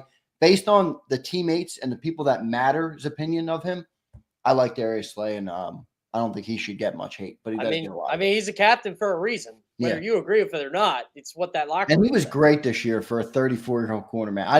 I was wrong on him because I'm at one point last offseason, I'm like, should they move on from Slay and just get these young guys some work, man? But he was really good. He's going to be missed for sure. I wanted them to bring Slay back, but I also agree with that old theory. It's better to get rid of him a year too early than a year too late. Even though next year is his last year anyway. I agree with that. I get why they did it. I just think they're not going to be as good. Yeah, and in the short term. But at some point, Father Time hits the snooze button on some players more than others, but he's coming.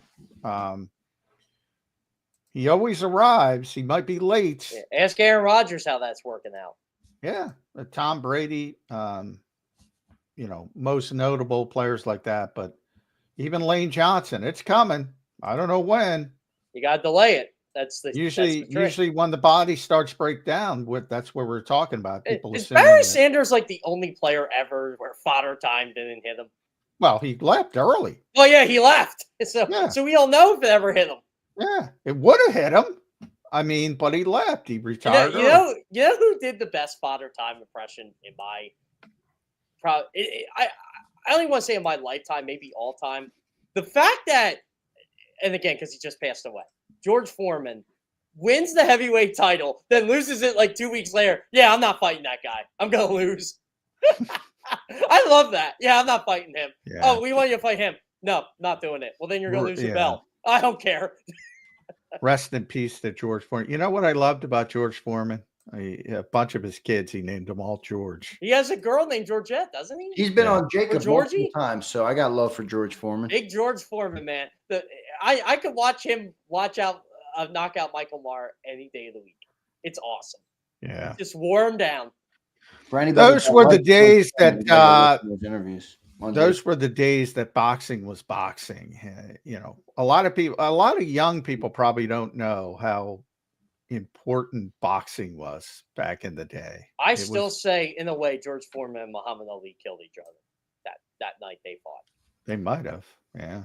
He probably killed Muhammad Ali in a way. Speaking of boxing, Evander Holyfield, because George Foreman eventually fought Evander Holyfield. He was probably. Yeah. I was at that fight because it was in Atlantic City. Was that the first? Wasn't Evander Holyfield the first of the non-cherry picked fights? Maybe Evander beat him. I don't remember, but I think it went the distance, which is pretty amazing because Evander wasn't really a heavyweight. No, he moved up. He moved up, so he didn't have the power of most. Like George was a legitimate heavyweight, but he was 100 years old at the time. So he lost, but he hung in. It wasn't close, obviously, but I was impressed that he hung in. But then I'm thinking about Elijah Holyfield, who was an Eagles running back. Yeah. For those who remember. From Georgia. Yeah, from Georgia. Debuted for WWE yesterday on television on one of their shows. So there you go. Elijah Holyfield. Fun. John, did you guys watch 30 for 30 at all? Occasionally. You ever see Chasing Tyson? I did not. That's a really good Holyfield one because it basically sums up what led to Tyson Holyfield in 96 and 97. But because Tyson was in jail, probably should have happened way before that. Way before that. Because Tyson was in jail. Yeah, those were the days. Evander Holyfield, I swear, that guy never said anything wrong. He was like just the quiet guy, but I'm going to knock you the F out when I'm going to fight you.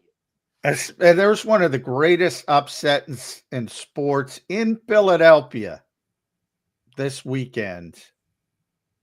Oh, the wrestling championship. The wrestling championship. Yeah. Abel Stevenson lost to some kid from. He was down, 2-3 points with like 30 seconds left? Was down 4-2 with like 30 seconds left, and he got a takedown. Yeah. You lose those fights. Guy had not lost since 2019. One of the great upsets, and Ed Kratz. If Ed Kratz he'd never shut up about it. Did Ed Kratz go to the wrestling championship? He was there, not for the finals, but he was there. I think. That final was crazy, man. On Saturday. See who won the national championship again? Jeff, I'll Penn give you State. credit. Penn State is a wrestling. Well, they stole what's his face, their coach, Dale Sanderson. I knew as soon as they got him my senior year of college. I'm like, I'll just rack him up, baby. Yeah. I was interested in the dude that lost the heavyweight one because he did a stint in WWE, a stint in the NFL. Gable Steveson or whatever his name is. Yeah, and then that's who lost. That was one of the biggest upsets ever in amateur wrestling. Yeah, it was crazy. He's an Olympic gold medalist, world champion. One of the greatest amateur wrestlers of all time. That would have been his third, but he took time off. As you mentioned, he was trying to get into WWE. He was trying to make the NFL, so that's probably why he lost. But even so, that was one of the biggest upsets ever. And he did it with like 30 seconds left. It's pretty cool. Pretty cool. John, you probably know this. You're a big WWE guy. Do like WWE like people watch the wrestling championships and say, okay, yeah, yeah, yeah, definitely. Kidding me? Yeah, pipeline for them. They got yeah. One of the Olympic the women is trying to become. She won an Olympic gold medal. I forget her. Tara Mensa Stock or something like that. She was they. I saw. Was it Bailey that was in NXT last week or 2 weeks ago? She was fighting in that. Yeah, Bailey. Yeah. Occasionally. Are you talking about just she just happened to show up. It was one of those. Yeah. Well, there's two Baileys. That's why I asked. There's a younger Bailey and then the good Bailey. The older Bailey. one. Yeah. The good Bailey. Yeah. She's got the purple hair and stuff. Or whatever color hair she has. Whatever color she makes it. Yeah. Yeah. Is she still like the champ? Or did she? No, she's not the champ right now. But she's like a triple, she's won every championship they have. Yeah, so she's won everything that there is to win. But she's not the current champion. You get everything on this show. You get wrestling, you get pro wrestling, amateur wrestling. I almost gave you guys an F1 reference today.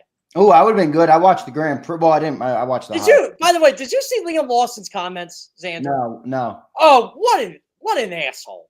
So I don't like this season already, Jeff. Yeah. Oh well, it's going to be boring because it's going to be McLaren. Yeah, but so they're already talking about replacing Liam Lawson at Red Bull for Yuki Tsunoda. Yeah, and this is what Liam Lawson said. I beat him in juniors. Who gives a shit? You suck. By the way, there's one thing we haven't talked about: the NCAA tournament.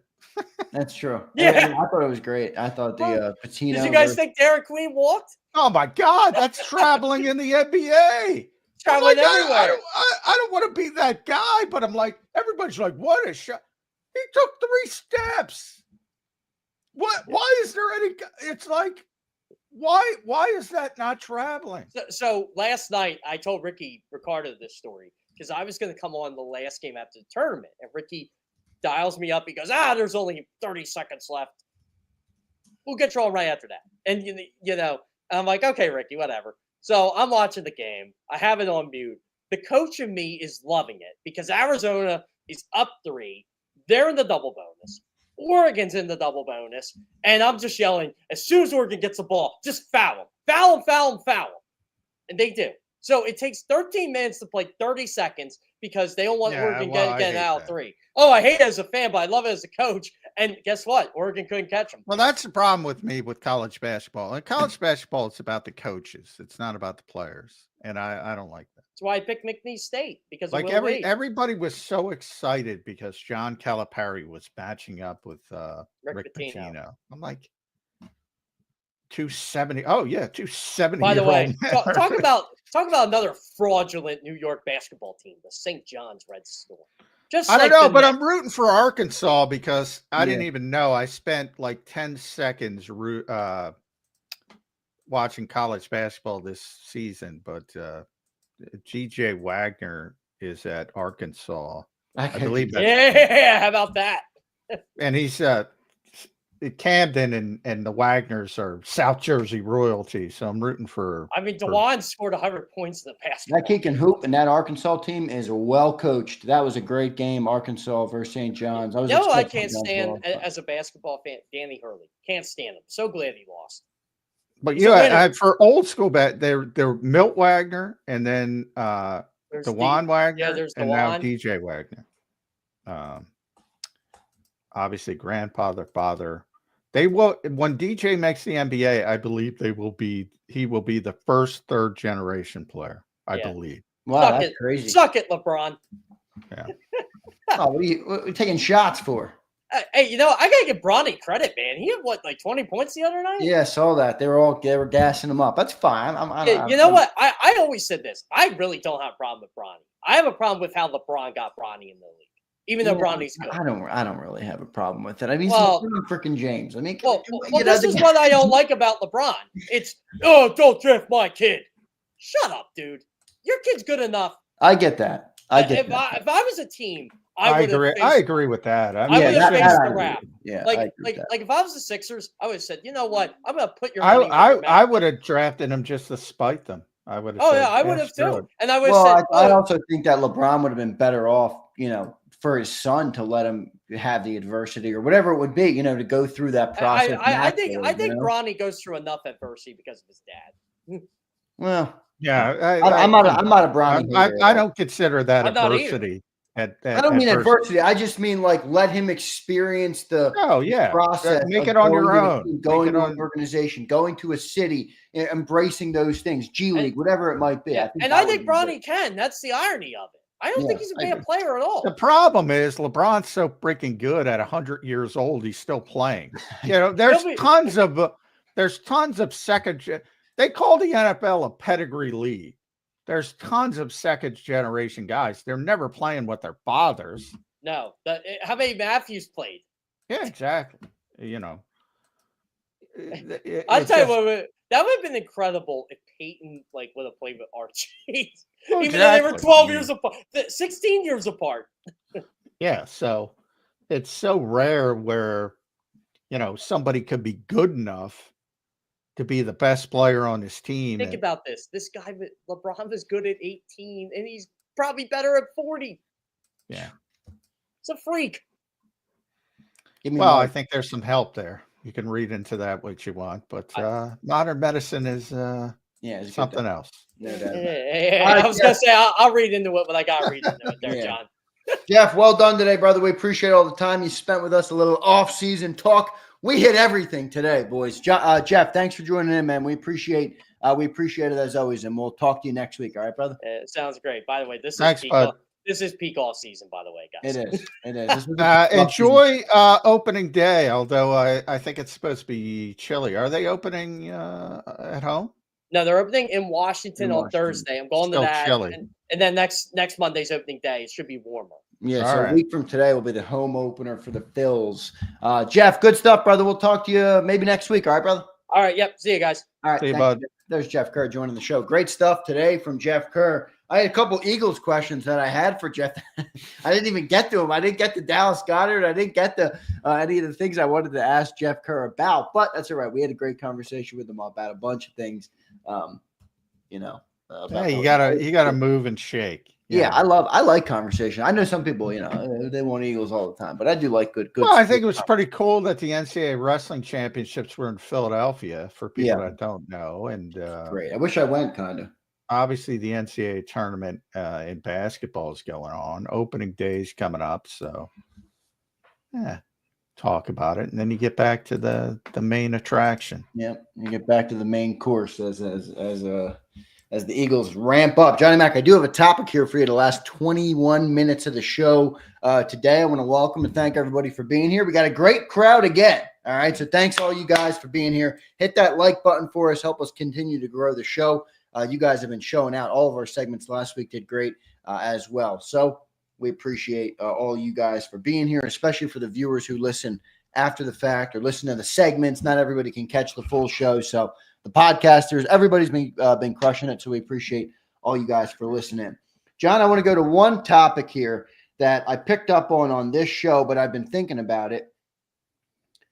I think, and I don't think the Eagles are in this boat, but I think the fans, I think there's a general consensus in the air that people are overlooking the losses of Fred Johnson and Isaiah Rodgers. If you look at these two, Fred Johnson played over 600 snaps last year, and Isaiah Rodgers played over 400 snaps of defense. I think it was over 500 if you include his special team snaps, but that's a lot of snaps for two role players. Not only are you replacing starters, John, but replacing good role players is also a hard thing to do, and is also a hurdle. Those guys do contribute to the overall success of the team.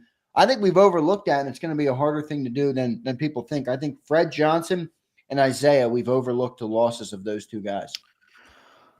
Well, I mean, there's two ways to look at it. Like, I do think, swing tackle's an important position, just like backup quarterback's an important position. But, you hope you never have to see them play. Last year, you had to see him play because Jordan hurt his hamstring, was on IR for 4 weeks. He had a concussion game with Lane.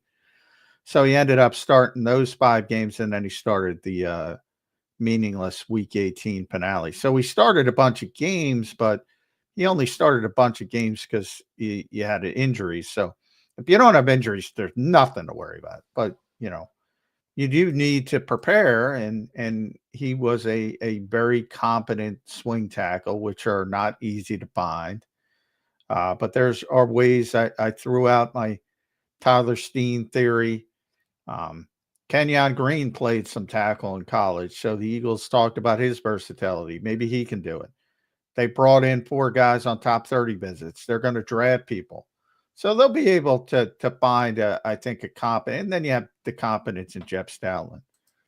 So I think people didn't give credit to Fred for what he did last year, but I'm not worried. I'm not going to lose sleep about, because I think they can cobble it together. Rodgers, I think, is the more important part, simply because they knew they were moving on from Darius Slay. So the question is, all right,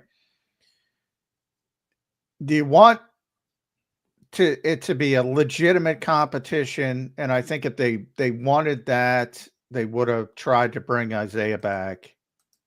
He got a decent deal, but it wasn't over the top from Minnesota.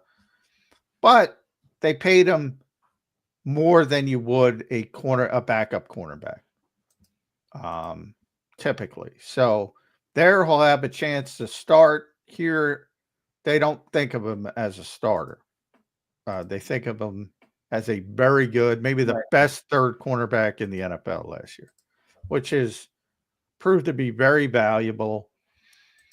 But if you don't think he's a starter, you got to trust your evaluation. That's where they are. If you're asking me who's right, Philadelphia or Minnesota, I would say the Eagles are right. I don't think he's a starter. Yeah. I think there's too many size deficiencies. I think they will get exposed the longer he plays. If he's out there for 1,000 snaps playing every week, I think the Eagles made the right decision.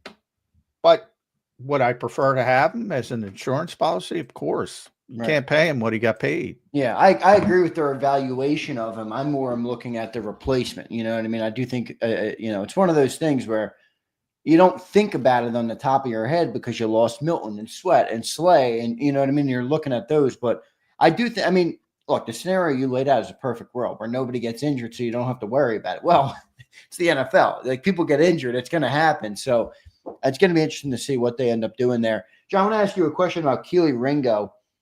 I was just thinking about this, and this is, I don't think this is likely at all. You can shut this down, which I assume you will. There's no world where Keely Ringo would ever move to safety, would he?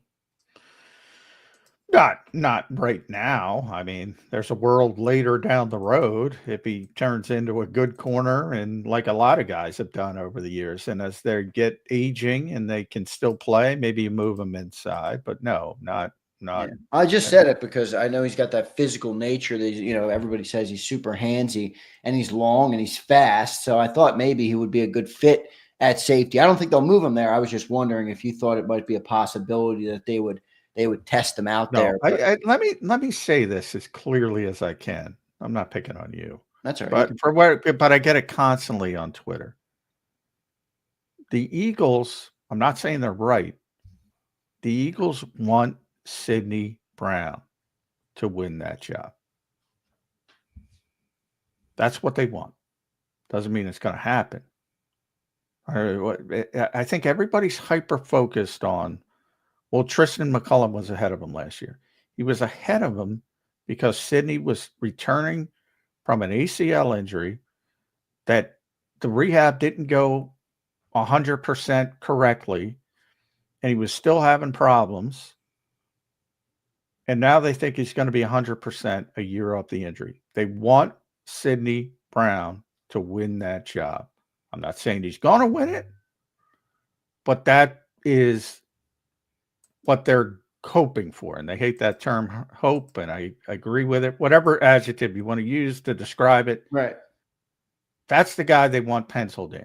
Yeah. You might hate the word hope, but hope is needed at sometimes. Whenever you draft a player, you hope they're going to be good. Yeah. Now, after the compensatory pick stuff is done after the draft, might they bring in Justin Simmons? And if they bring in Justin Simmons as the insurance plan and Vic gets a hold of him, Vic's probably going to play Justin Simmons. But when I say the Eagles, I'm talking about Howie and the personnel staff. They want Sidney Brown to win that job. How do you feel about that? You like Sidney Brown's prospect as a player, your opinion? Yeah, he's got tremendous upside. For people that forget the kind of athlete he was, but he does need to learn to tamper it down a bit. He plays a million miles an hour, plays like his hair's on fire. There's some savviness he doesn't have. I don't know if he can regulate that. But he's going to have to regulate it to play for Vic. So I'm not saying it's easy. But as far as just pure ability and pure athletic traits, yeah, he's got everything you need, but you need more than that.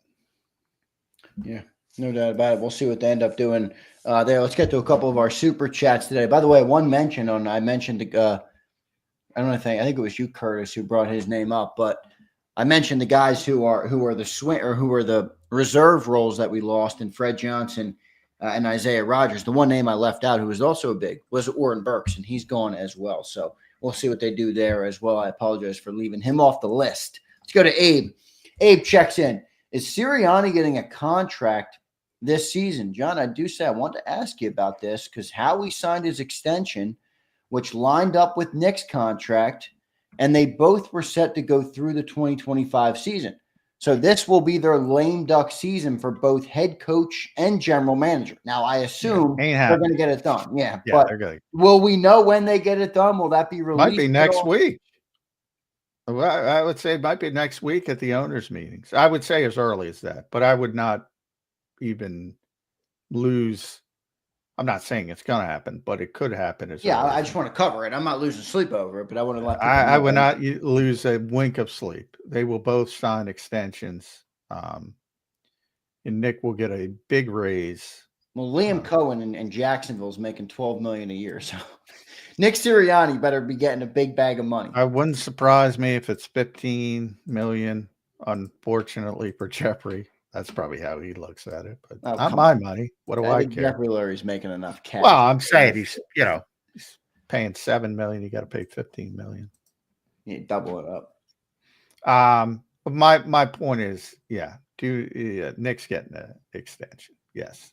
Howie, what's Howie getting? Howie deserves to be the highest paid GM in all of sports. I don't want to hear about all of football. I want all of sports. I don't think it. I don't.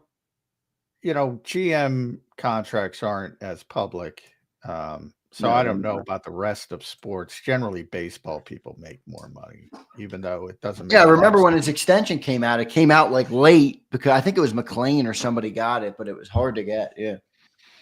Yeah, I mean, it's if he's not the high, he probably already is. I don't know. I don't know how anybody could know because there's not anywhere where there's filed 32 contracts of NFL GMs, but they're all private organizations. Not all. Green Bay isn't. So yeah, but he'll. I wouldn't worry about Howie's compensation. I think he's doing pretty well. I thought it was reported, but I guess it wasn't. Yeah, so I looked at the deal. It was through 2025. Yeah, so that's this year. So they'll be getting a new deal this offseason. We'll see if we can give you guys the information on that when it comes. It might not come though. That's the thing. I remember when Andy Reid signed his. We'll be made aware of them. We won't get the number because I didn't know. I mean, I remember the time when Andy signed. I think it was last year or 2 years ago, and it came out like a couple months later, like, oh, Andy Reid's had a big deal this offseason. Yeah, we won't get the numbers. I'm not, but we'll be made aware. Eventually, Nick's numbers will come out.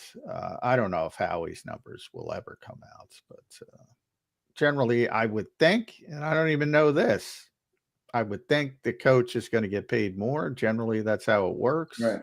Because they're more higher profile, public, blah blah blah. But I don't even know. That's just pure speculation. We'll see what ends up happening. And the other thing to keep in mind there with the Howie extension is at what point does Julian Lurie come into the picture? And will he like Howie as much as his dad? I don't know. It's a good question. Wilfredo checks in. What's up, Wilfredo? Johnny Mac, best in the business, not even close. All right. Thanks, Wilfredo. I appreciate it. He's great. Sig Lord, although Wilfredo, he was giving me some shit last week. Yeah, Wilfredo, I don't want to hear it. All right. Sig Lord checking in. Leggett was afraid to catch that ball because C.J. Gardner-Johnson smacked the F out of him early on. He did smack him in that game, man. Leggett talked about that on a podcast, I think, later, that hit that he took from C.J. I don't know if he got hit, earlier. Oh, you remember that hit right over the middle? It was like the first or second play of the game? He should have caught the ball, is my point. Yeah, well, he should have caught the ball. An NFL player. NFL players get hit all the time. That's one of the things. It's another thing Kelsey was talking about. Travis was talking about on the New Heights podcast I saw. He was like, people get so hyper focused. JJ Watt is too. JJ Watt was, I don't know, the most imposing physical presence. And there was a great clip of him trying to talk up a young player. I think it was Rondell Moore. It was Rondell Moore signed wherever he signed. And Rondell Moore's really small. And I don't know. They were both on Arizona at the time. And there was a clip of JJ. He dropped the ball. He was all depressed. And he's like, just catch it. Just catch it. And this is JJ Watt, 6'6", 290-pound freak of nature. He's telling him, you know how many times I get knocked on my ass? I mean, fans get so hyper focused. If you play NFL football, it's like Jared Verse on Jordan Mailata or whoever knocked down Nolan. No, I don't know though. That hit, John. That hit was a big hit, man. Leggett talked about it on the podcast. He said that was his welcome to the NFL moment. Yeah, I'm not. All receivers get hit. You got to catch that ball. It's not an excuse. Everybody gets lit up in this league. Everybody, even J.J. Watt, even Jordan Mailata, everybody. And fans make such a big deal about it.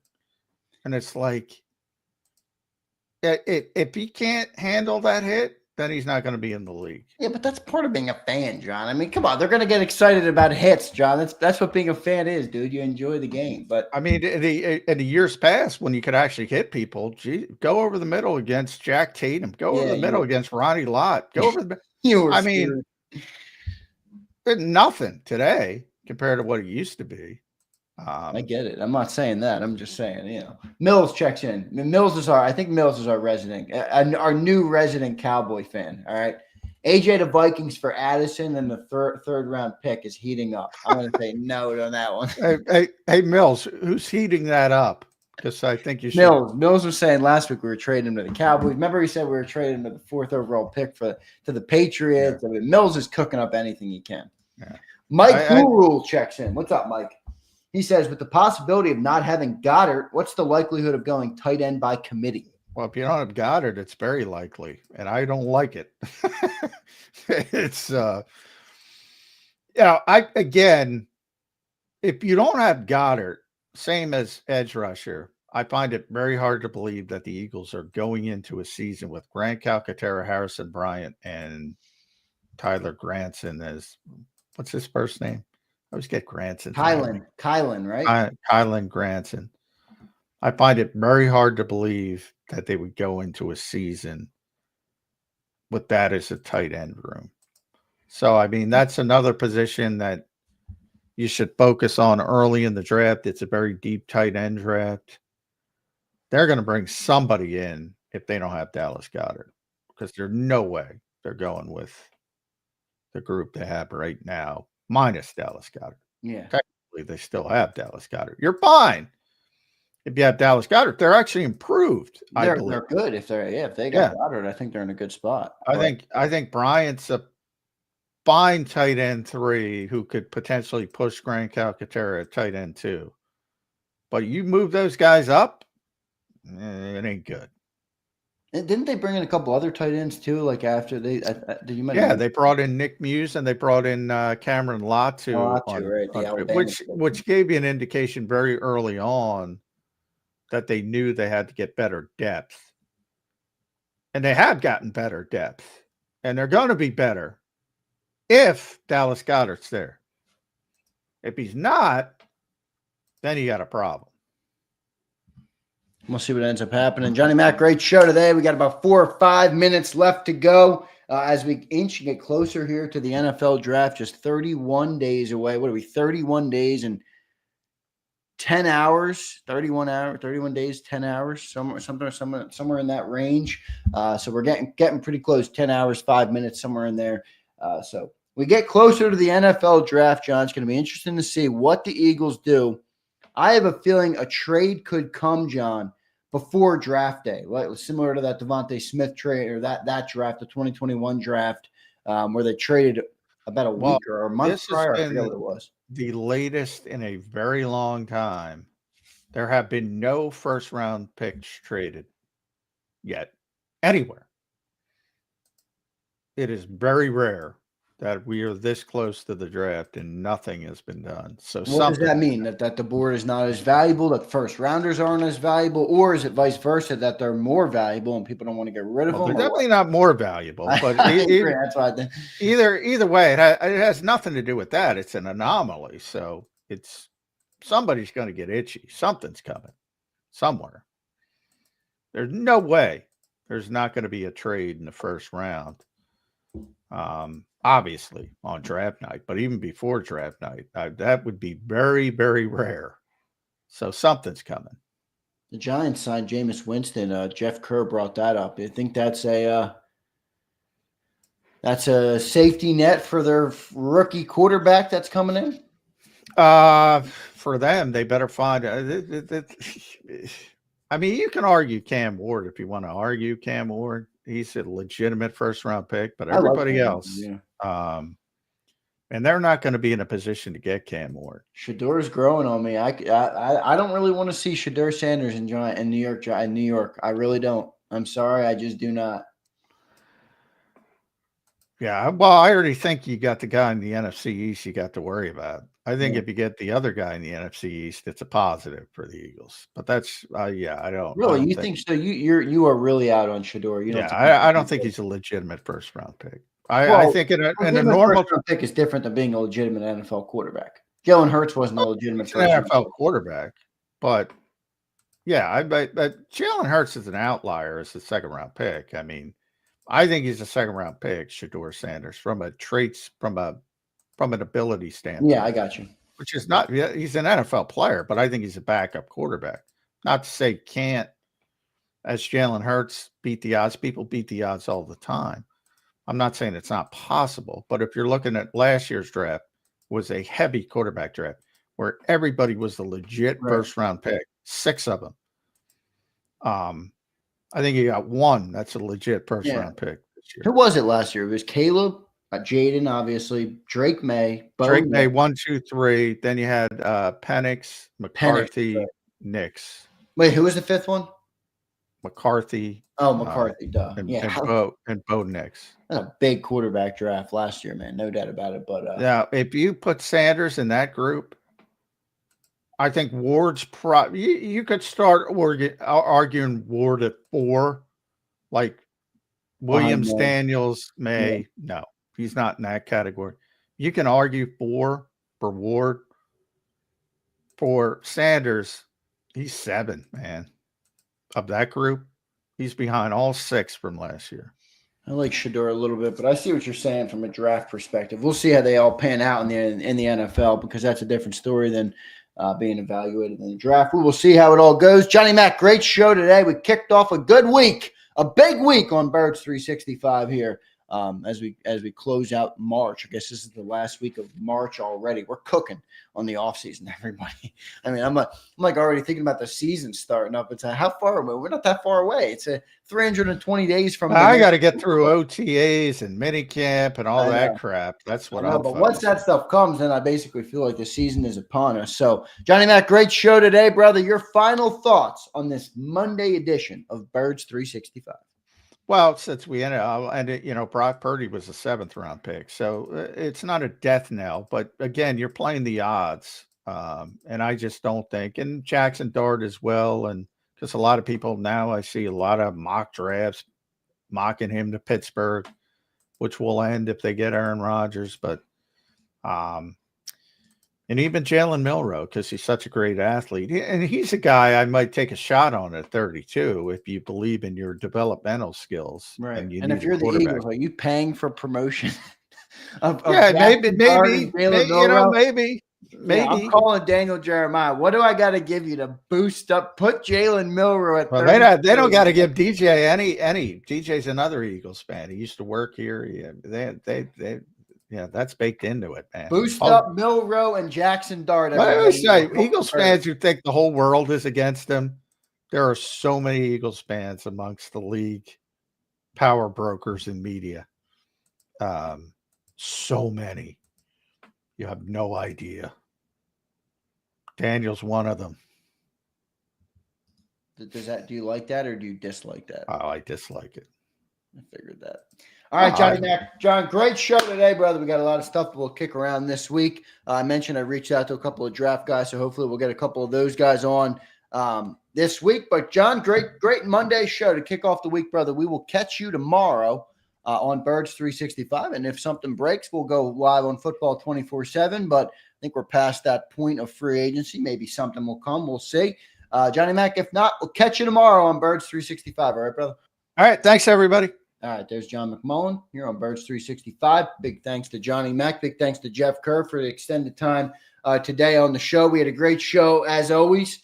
You guys are killing it in the chat. Appreciate each and every one of you guys We kicked off our Super Bowl merch giveaways last week. Haven't heard back from Chad yet, but I'll get Chad. Don't worry. Chad's our legend member. And I'll catch up with him.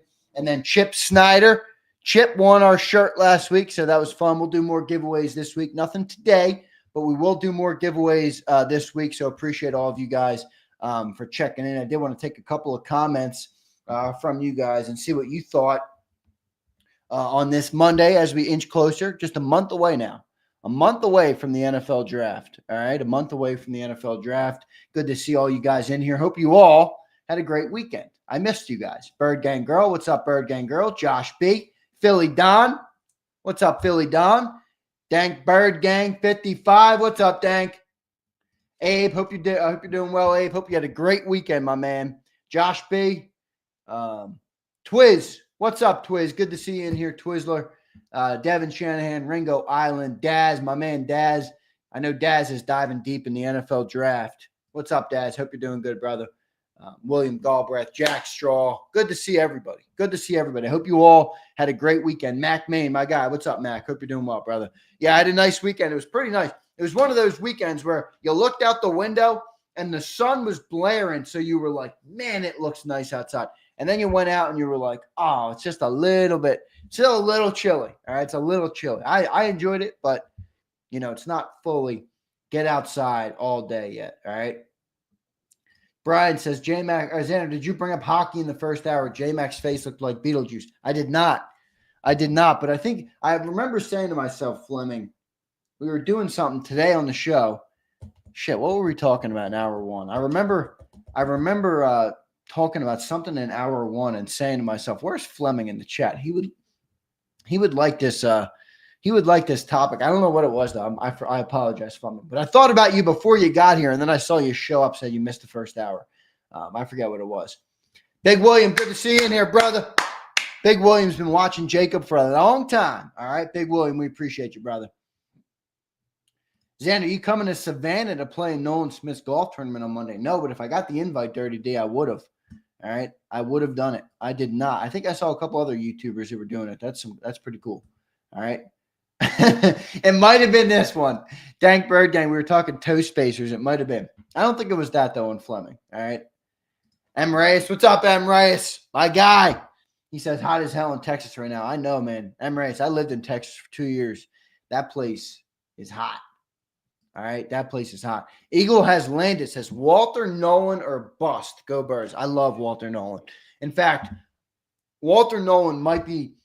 I'm feeling defensive tackle in round one. That's what I'm feeling. All right. I know we all want an edge. I get it. Offensive lineman. I get it. Secondary.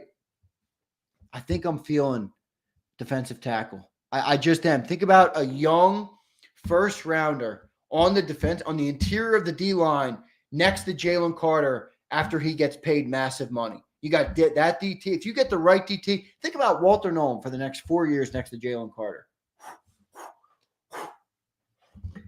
That'd be good.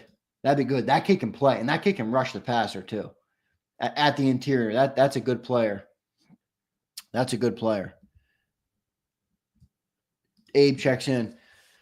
Xander, do we have a chance on getting James Pierce? Abe, I'd say yes, dude. I'd say yes. I don't think he's a slam dunk to go before 32. I think it's likely he'll go before 32, but you know he has a couple traits, Abe, that could have him fall a little bit.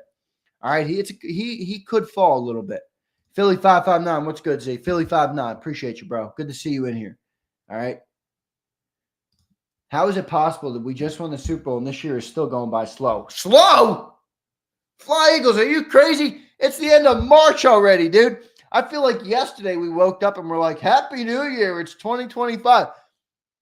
Dude, January, February, we're already going into Q2. We're going into Q2 already, dude. I don't agree. This year flying by. Every year flies by. Every day. You know, when life is as beautiful as it is, every day flies. Every day flies. All right? Yeah, Abe, I looked into this guy. Ty Robinson, DT, Nebraska, 6'5", 290. Dude is good and can play edge. Abe, that's an interesting pick by you. I like that name. All right, I looked into him a little bit. I'll do some more research on him. Curtis checks in. What's up, Curtis? Z, I would like another edge, but I'm not as worried as J-Mac. Are you? I'm not. I am not. I feel a little bit better about Ojulari and Uche than he does. But remember, he's a reporter. He's not buying into hype or hope or any of those things on players. We're fans, so we naturally believe we're going to get the best of a player. Optimists will think you're going to get the best of a player. Eagles haters will say you're going to get the worst version of every player. A guy like John will say, well, he's been okay at some point. How do you know you're going to get that? So they ride the middle. I think we're in a good spot. All right. I'm with you on this, Curtis. I didn't love Sweat as much as others did. Like John talks about the headliner. Like Sweat, was he a great headliner? I mean, I know he was a good player. I'm not trying to knock him on his way out the door. I'm thankful for what he did for Philly. Obviously helped us win a Super Bowl. Was a good player here. All right. Was a good player. Was he a 4th-round pick or a 3rd-round pick? A good player in Philly. A headliner? I'm sorry. I don't see that. Okay. I just don't see that. All right. I don't see that. But I get it. All right. I get it. Fastest year of my life, Josh says. Josh, you and me both, bro. He had 8 sacks, but Nolan ended up being the headliner. I agree. I'm a lot higher on Nolan Smith than John is. All right. I think Nolan Smith is going to be a tremendous player. I was certainly wrong about him last year, but I think he's going to be a good player, man. I really do. I really do. Josh B checks in and says, I'm not trying to knock Sweat, but I wasn't impressed in the eye test but a few times. I'm with you, Josh. I agree, man. I agree. I wasn't overly impressed. All right. I wasn't overly impressed. He just wasn't. I thought like Howie. Good player. I'm not paying you $20 million a year. In fact, if the Eagles thought about him like John thought about him, they would have paid him. They would have paid him. No doubt.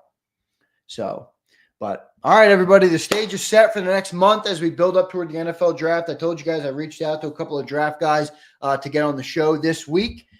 So pretty good stuff. Kevin Landon. Kevin, good to see you, my man. I saw your email last week. I'm going to answer you today. I forgot to answer you, but I did see your email. Kev, good to see you in here, brother. I hope you're doing well. I hope you're having a nice off season. All right. A nice time of the year. Everybody ready for summer or what? These are the weekends when it's sunny out and you can't quite go and stew in the sun. These are the days I think that you're like, oh, all right, I'm ready for summer now. All right. I'm ready for summer when you see some of those days. But again, hope you all had a great weekend. I appreciate you all being here. We'll have some more giveaways this week. So stay locked in on the channel. All right. Stay locked in on the channel. We will be doing some more stuff, but I appreciate all you guys for being here today. And we'll catch you next time on Birds 365. Thanks, everybody. You've been listening to Birds 365, the destination for the passionate Eagles football fan who bleeds green.